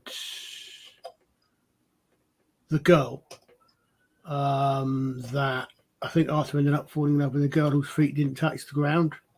Yeah. I can't remember much more than that, but as I say, it's been a long time since I've read them. There goes basically. Someone's late for their coffee break. Yeah. Okay. So, what would your favourite be out of all of the Hitchhikers?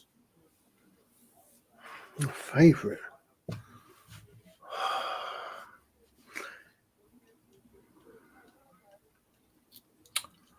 Anything that doesn't star Bilbo Baggins.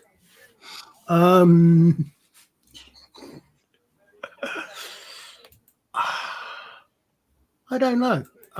Probably the first one because it set everything up. Yeah. Okay. Well, my favourite, at the radio series really, is Tertiary Phase. And I think I've mentioned this before. Yeah. I've actually got them. Some I just never got around to listening to them. Well, the Tertiary Phase involves the planet Cricket that was sealed in the space. Yeah, I remember that. I've also cricket robots going around trying to get something to assemble a key, right? Well, it's very nice. We can't have that. It's like it'll have to go. Yeah. Not only that, I've also read Doctor Who and the Cricket Men. Yes, that's what it was based around. I know. I know. It's what I was to say. Which is basically that he's literally Doctor Who in the Hitchhiker's Guide universe. Yeah, but I think the Hitchhikers did it better. Well, it was the thing is, it's a different thing because while there are humorous elements in Doctor Who when it was good. The Hitchhiker's Guide was a comedy. You were supposed to laugh at just about everything. There were some serious bits, of course, there have to be some drama, but there were the Hitchhiker's Guide. So the whole thing about the Cricket Men and everything about that, everything about that they came up with was basically one fucking big pun on cricket. Yeah. All right. The stumps, all of that was one big pun stroke joke about the English obsession with cricket. Yeah. Of course, technically, therefore, it should have been Peter Davidson, not Tom Baker, that came up against the Cricket Men. After all, P was the cricketer.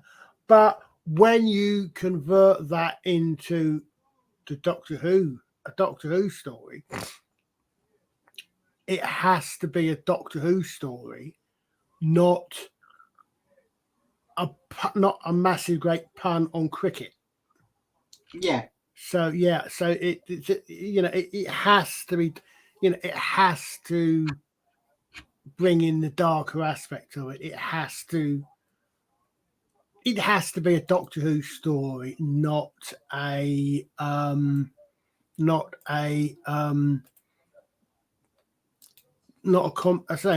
comedy skit based around a pun on the word cricket.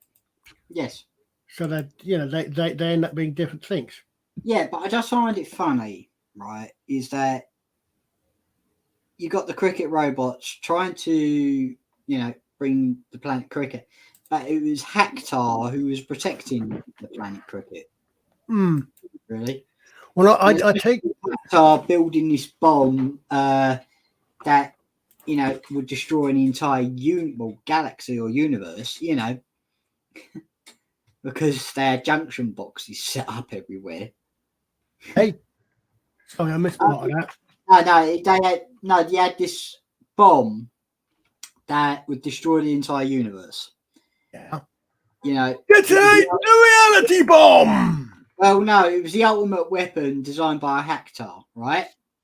Yeah. The Starship Armour Fiends had a moan about it because I think you listened to it, didn't you?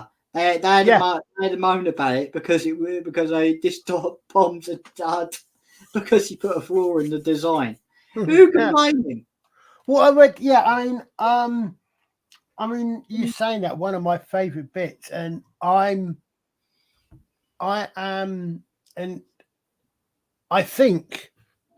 suspect I'm reasonably atypical in this, in that I'm an Englishman who has no interest whatsoever in sport. But even I could appreciate the bit where having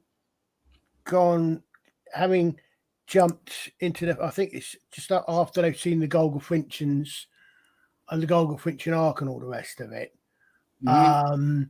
When they appear on the lawn in the middle of a Lord's cricket match. Yeah. And you get the commentator saying, I don't think this has ever happened before, has it? Well, there was that time when a man rang on in the 1939. Yeah, I know, but the thing is, it was actually him, Logo, and Fred Truman as themselves. Well, was it? I didn't know that. I think it was, but the funny thing is, why is there a Chesterfield soda? Yeah, it was that was the one I said. I mean, I never watched it, but I mean, I know. Dickie something was the other. Was the other? Davis. No, Dickie Davis. I know this because I used to have to sit through or try to avoid grandstand and modern sport because my dad was a sports fan, which is fine. I've got no problem with that. But no, well, there was a very famous cricket commentator, I think, called Dickie something, and I thought that's who it was based on. But I could be wrong. But yeah, I know exactly. I just like, what is it? Restaurant mathematics on started Barthard's ship because it's an Italian restaurant. Mm-hmm. Yeah, but which is funny as hell. There were some really, really smart, really clever. Yeah. I mean, I said, I mean, I could appreciate, even though I'd never listened to a cricket match in my life. I could appreciate it. I mean, I'd heard clips of there we go. Dickie Bird, yes, Dickie Bird. Thank you. I mean, you have to remember, folks, if there's anybody too young to remember this, i.e., Alex, back in the day, you had 3 TV stations. Thank you, Darren M. You had 3 TV stations. Yes. You couldn't really avoid. You couldn't. Saturday afternoon. I remember. Okay. As I said, I mean, I remember there was Doctor Who at one point was I used to get irritated because Wimbledon usually would overrun. Yeah. As a result of which Doctor Who would be cancelled. Because Doctor Who was reruns. On one occasion, it did it the other way around. They delayed Wimbledon for Doctor Who to finish, and there was such a fuss. I was really glad. Now you know how I feel. But I remember sometime in the late 90s, we had to host a European football. Mm-hmm. You must understand my interest in sport. Apparently, I don't remember this, but apparently, I was at a friend's birthday party when England won the World Cup. I was that disinterested. I was 6 at the time, but I remember there was I think we had because we were having to host it, BBC and ITV got the rights between them. So this was the late 90s. So you had Channel 4 and I think you had Channel 5 at the time. Mm-hmm. But I remember what they did, they actually, for once, they actually did something really clever, really considerate. BBC showed that there were 2 matches a day, one in the morning, one in the afternoon. BBC showed one, ITV showed the other. I can't remember which order or whatever. It doesn't matter. So steering away from.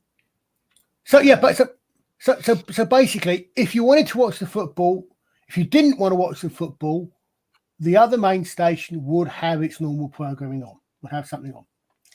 Unfortunately, it must have been the semi-finals because the final would only be 1 match. On one particular day, you had England and Scotland playing, but they weren't playing each other. So you had one home team playing in the morning, one home team playing in the afternoon. Because they were home teams, both sides decided to cash in and showed both matches. Both matches went into extra time. So you had something ridiculous like 6 to 8 hours of non-stop football on the TV. Because you couldn't just show the end of the match. You then had to show all the talking heads whittling along, giving their opinions and all the rest of it. Mm-hmm. But I could appreciate, I could appreciate with that particular scene when cricket in particular, it's a lot of nothing happening. And you used to be a bit of a joke, what we call a meme these days, I think, that they would spend half the time talking about the cricket and half the time talking about absolute bollocks just to fill the time. And that's what that was like. That, I think, is where Douglas Adams got the inspiration for that. Mm. I will take your word for that. 96 sounds about right. I will take your word for that. Excuse me, sorry. Well, I wanted to talk about as I said, my only interest in football is I don't care about the World Cup. We beat the Argentinians when it counted in 1982. So you wanted to talk about a character from Hitchhikers. As long as it wasn't a footballer. Go on. No, wow bagger. Or wow bagger. Remind me. Found it funny with him going around the entire universe. Well, him. Yeah. Yeah. Insulting him. Yeah. Well, bugger. Did he come up against Arthur and say, bugger, I've done you before, haven't I? Or something. No, yeah, he turned up, right, saw Arthur Dent, and he goes, I've done you before. I'm like, yeah. And he goes, well, that's my afternoon, knackered. And walks off. As I said, Richard Adams wrote animal novels. Douglas Adams had a fantastic imagination. I would say off the top of my head, the only person I can think of, I would put him on a parallel with, and not necessarily the same, is Sir Terry Pratchett. Yeah. For that type of inventiveness of taking something and turning it on its head or changing it. Different styles entirely, but same level of humor. The same level of what? Just read it. Douglas Adams and Graham Chapman wrote a short story called The Private Life of Genghis Khan. Right? Yeah. I've got to try and find that. Wild Bagger turned up and insulted Genghis Khan so that he stormed into Europe in such rage that he almost forgot to burn down Egypt before he left. I've got to find that. That sounds... I'm looking it up on Wikipedia at the moment, and for fuck's sake, yeah, it's, that would be great. Yeah, that sounds like that sort of lunatic humor. But they did. They turning up and insulting Genghis Khan, brilliant.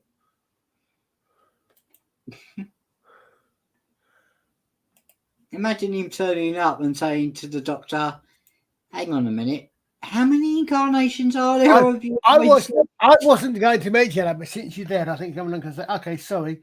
He comes across David Tennant. Sorry, have I insulted you before or not? Yeah. So many of you. Oh God! No, the wild bagger. I would love to see if they ever did.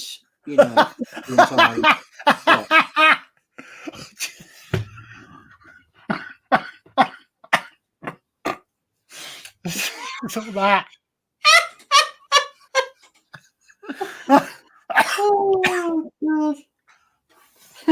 Oh, I just that's yeah. Now, being as I speak German, I will pronounce that Kunst, but it works even better for that in German. Was played Kunst.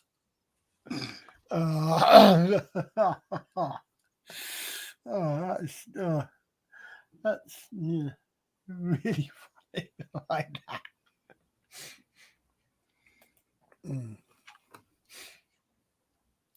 But you actually that really weird by mind connections. It hadn't occurred to me before, but well, I was watching. I think again it was a drinker. Was saying what I hadn't realised was that one of the influences on George Lucas.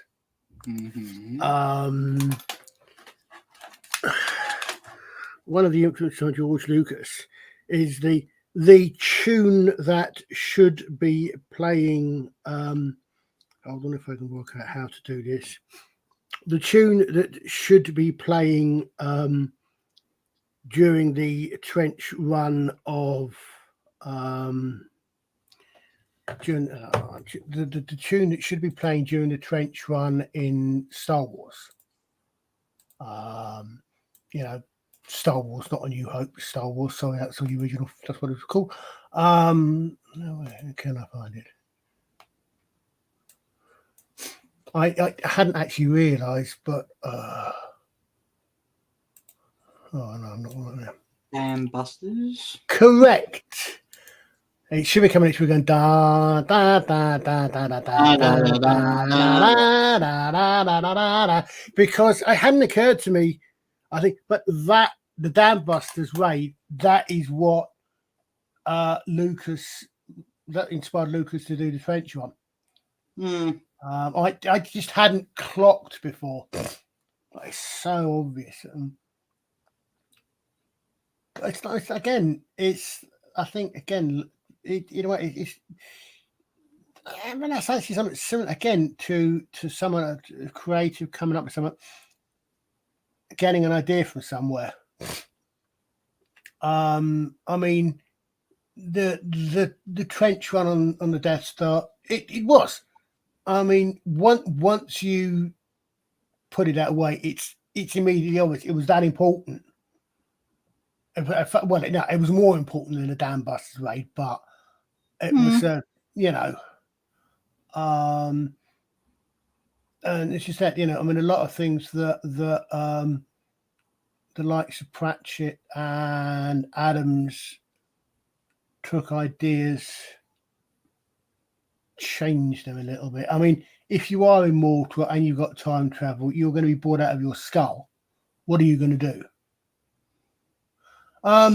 No, I'm not part German, but I learned German at school. Oddly enough, my German teacher was English, but he'd lost an eye in World War II because I went to school in the 60s and 70s. Also, I happen to be, I would say, blessed. I don't know.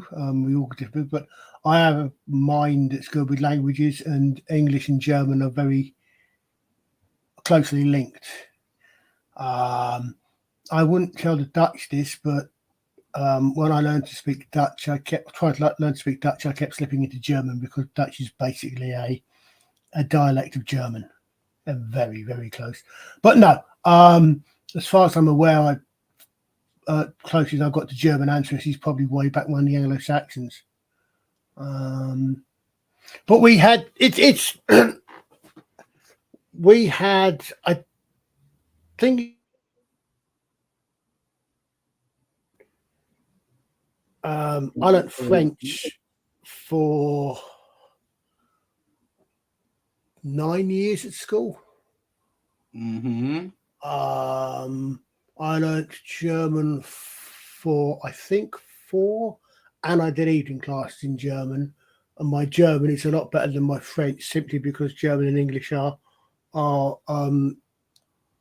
are quite close.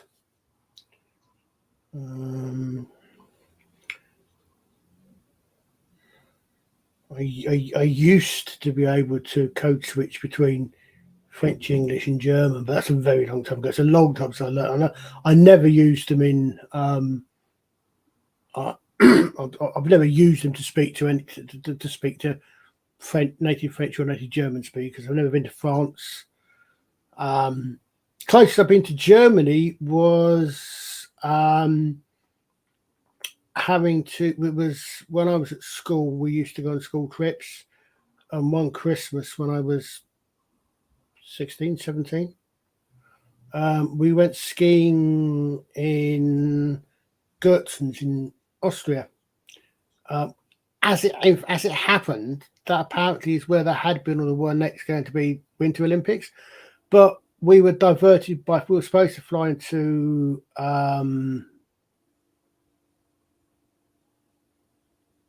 Innsbruck. I can't remember, but we were diverted and we ended up landing at Nuremberg. And I got points with the.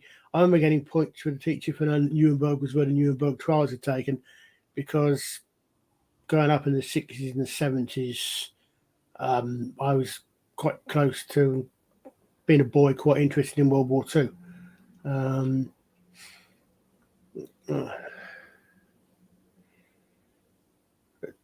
No, that's why I speak. That's why I speak. I used to speak German, because I learned it at school, basically. Which is why I always find it interesting when you get the Germans speak like that.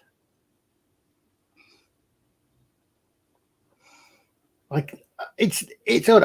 I mean, there are certain things you have to take in your stride. We understand that. I mean, but the thing, which I think Hello was poking fun at, and a lot of people possibly didn't necessarily realise it was a meta joke. That when you have a film, I mean, and bearing in mind, you have to bear in mind, of course, that back up until about the 80s, a lot of films that came out were World War II films. Secret Army, way better. Sorry, people, but Secret Army, as far as I'm concerned, yes, way better than Hello Alone. What Hello Alone was based on. Secret Army, in my opinion, was much superior series, but it wasn't supposed to be a comedy.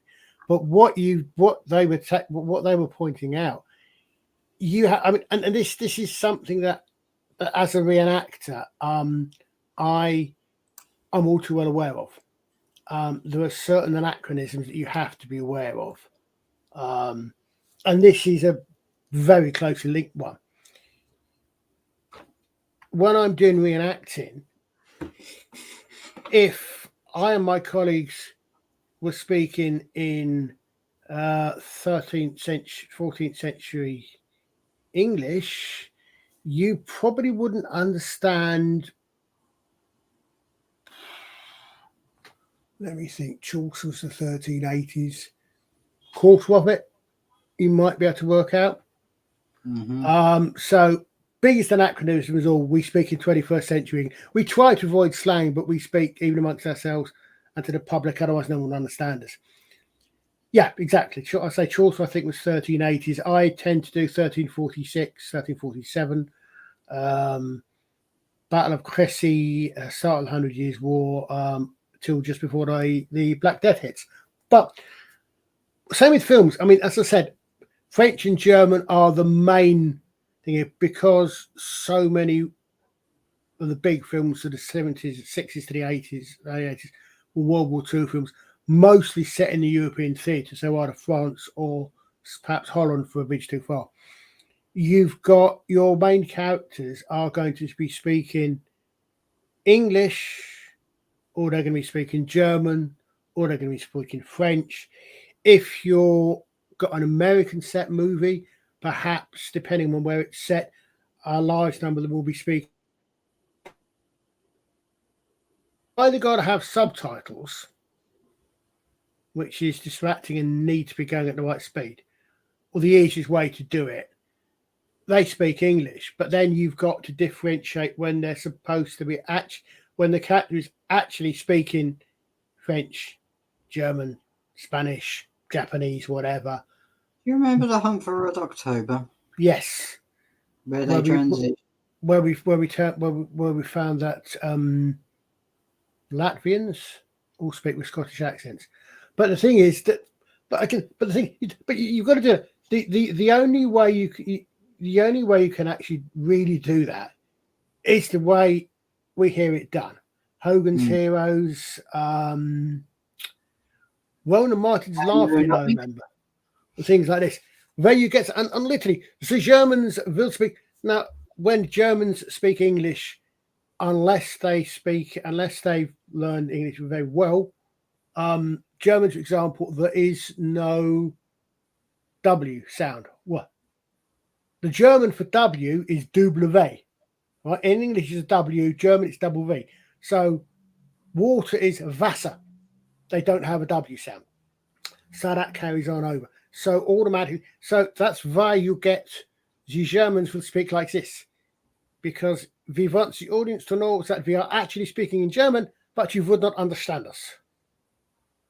Unless Jose end up speaking a little bit like that. Come on, so we say so things like this. Basically, they put accents in so you can tell what's going.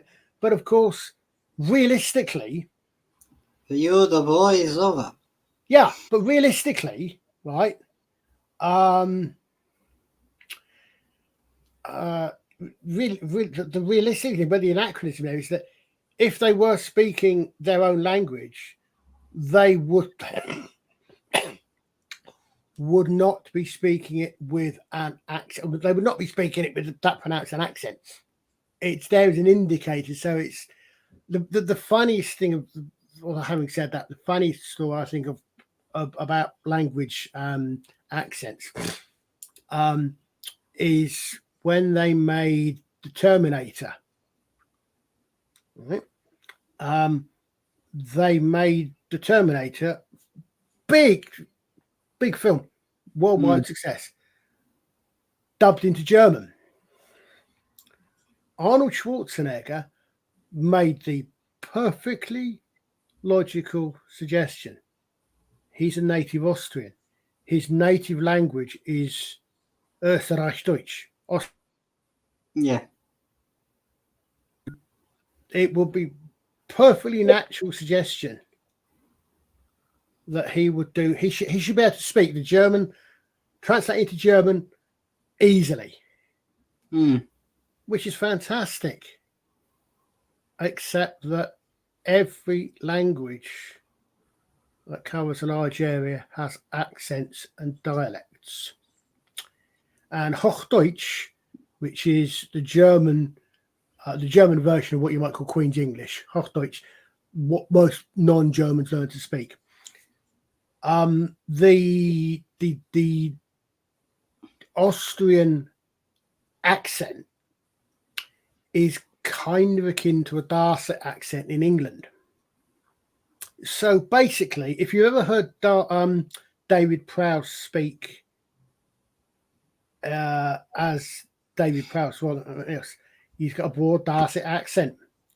So basically, you would have the German version of the Terminator, would have the Terminator basically speaking like the German version of a Dorset country bumpkin, despite the fact it was the same language, because he speaks German, but the language is that different between Germany and Austria.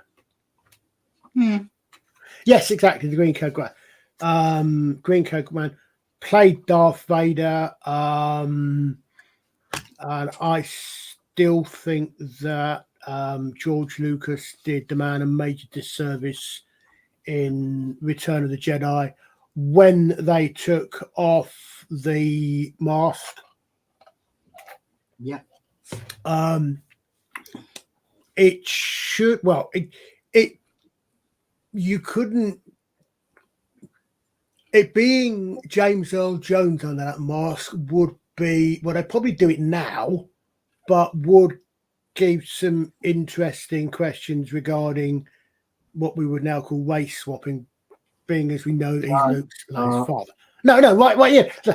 But I would say, I think he should have pulled the face mask off, and it should have been Dave Prowse under there rather than whatever the actor was. It was under. Well, they only got James Earl Jones in because he had one of those iconic voices. Well, yes, the same thing again. Can you imagine Darth Vader talking like he's from Deepest Darset? Well, there is an outtake where actually you can hear the voice coming through the helmet. Yeah, it would sound nothing. No disrespect on Dave Prowse, but that's his accent. If he's not got the skill set to change that accent up to something, and he's in the mask anyway all the time, you never see his face, and it's filtered voice anyway, there's no reason not to have another voice actor to do it. I mean, the 70s we didn't have the voice modulation technology we've got now, but I still reckon that it should have been Dave Prowse under there because he'd actually played the role. But and I also find it very odd when they re-released Return of the Jedi. I would still like to understand why Ben Kenobi or Obi-Wan Kenobi and Yoda both appears as Force ghosts, basically from as they were when they died. And why Darth Vader suddenly appears as Anakin Skywalker 20 years earlier. I mean, if you're going to do that, I wonder if they release it again, if rather than Alec Guinness, we will get Force Ghost Ewan McGregor. I could do it. Yeah. It's what happens when you start. Ewan McGregor doing a impression of Alec Guinness. Yeah. Well, no, because if you think about it, that scene is at the end. It's just literally the three of them as Force Ghosts smiling at Luke and Leia, I think, or Leia and Han. I can't remember again. But there's no speaking or anything. So you could do it. So that's one of the problems. Alec Guinness had one of those unique voices. Yeah, but you don't need to do the voice because it's purely visual. That's why you can swap out. And I don't know the actor's name. That off the top of my head, that they had for Vader in the original series for Hayden Christensen, because it's purely it's literally just face swapping. You're not doing anything else. You don't need to do anything else. But that's one of the things when you start doing prequels.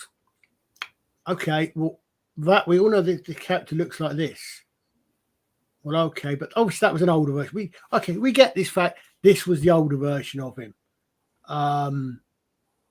Yes, this is a younger version, and yes, you can see you could see Ewan McGregor because they do, the right hairstyle, color, beard, etc., etc., etc. You could see Ewan McGregor aging into Sir Alec Guinness. Fine. You could do that, but when you do that, when you've already had the older character appear in a certain thing, and you put the younger character in, you think, for me, it stands out as a little bit odd.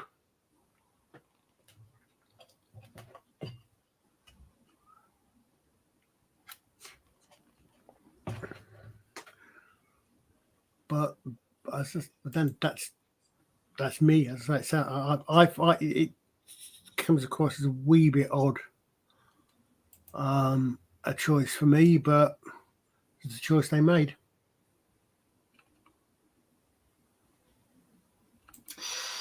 Okay, should we start wrapping up? Oh, why not? Well, this has been a fun show, Colin, reminiscing about books. It has. We both like books. Yep. Certain films. Yep. Avoided a certain TV program that's on at the moment that everyone else is talking about, but we're not. You know that I know, but the weird thing about that, you're absolutely right, and I know why. And the weird thing for me about that is that I had no intention or interest. I had no interest in watching it over the weekend. I mean, I would say, as I said a couple of places, I was that interested that when it was actually originally being broadcast, when it was first broadcast, I was busy stuck in an isolation tent, slowly turning into a zombie in an RPG, in the RPG game I'm playing. But I'm not sure I got the worst deal. I think over the weekend I watched about 4 different streams breaking down, despite the fact I got no interest in watching it. It's weird. Don't choke yourself, Colin. I just better get the toe on my chest a little bit still. But yeah. Dear. Well, this is our last show now until the foreseeable future. Life gets in the way. Yes, unfortunately. Some of us can't afford things to keep this channel running for the time being. Yeah, well, this is one of the problems, isn't it? You start doing these things, you start relying on you start relying on the particular levels of something, and you're kind of stuck into some things. Yeah, and also basically we'll probably run out of ideas. But anyhow, this as well. You're right. There is that as well. There's only so much. Well, the thing is, we will be back. We're just going on a very long hiatus for the foreseeable future. We could return in 6 months. We could return in a year. We could return in 2 years. We don't know yet. We'll see what circumstances. Circumstances depend. Circumstances can change. I could come back by myself. Colin could come back by himself, or we could come back with a whole new team, and me and Colin sit in the back. Who knows? But FFSI is not gone for good. It's just going to remain dormant for the time being. We've got plenty of content on the YouTube channel. So, have fun on there. I'm going to put most of the stuff on Spotify for people to listen to. So that's it, really. We're just taking a long extended break now. And also, what really doesn't help is that I got a virus in my PC and it buggered up everything, and now I'm just running off a hard drive. Yeah. Thank you, Jim the Viking, for helping sort it out and everything, and doing his best to get it back up and running. Yeah. So technology, can't live with it, and it can sure screw you over when it goes wrong. It'd be fun if we come back as AI hosts. I've watched. You say that I was watching a couple of 2 or 3 streams, and you see them, and they're interesting subjects. It is, it's sort of critics of this or that. But a couple of times I come across them, and it's been an AI. You can tell it's an AI because it's an AI reading it. Because the pronunciations are wrong. Yes. Emphasis is wrong, and it's really, really jarring. Yes. It it really is. I mean, I remember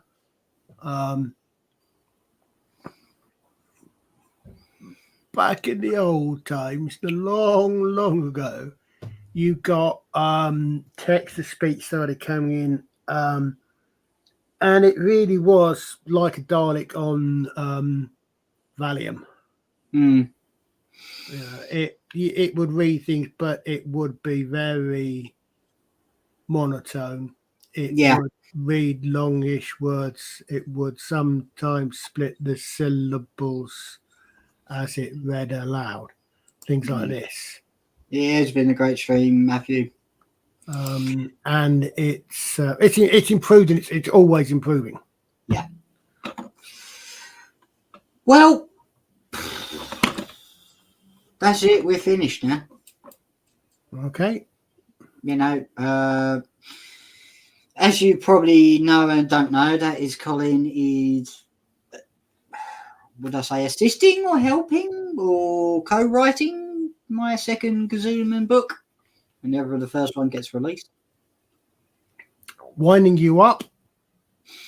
Yeah. Constantly challenging you. Yeah.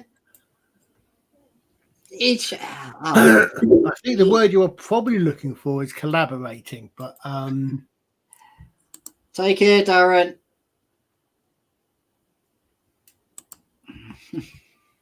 Thanks for watching. Carry on, Colin. I think the word you're after is collaborating. Yes. We are collaborating on your second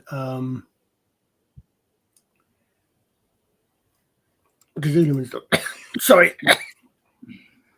Don't choke yourself, Colin. It's not that, it's just flipping guitar that occasionally is still occasionally working itself loose. Well, that's it. We're finished now. Okay. So, by rights, as we end it, Colin, can you hear music? Not until you press the button. But I've no doubt we'll see people around the internets. Now I can.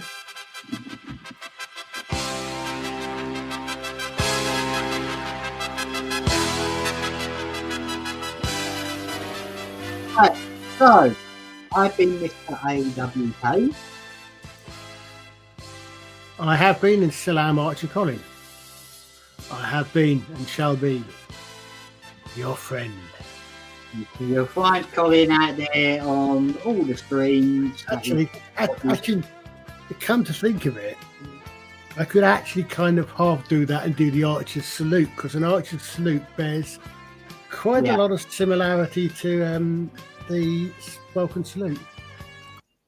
Yeah, and now I've just had to pause it because I don't know how long you was going to say something. All right. Okay, so shall we say goodbye? Yep. Take care, everyone. See you down the road somewhere, or probably on a future, or Colin will. Everyone have a great one. Bye, folks. Take care. Bye-bye.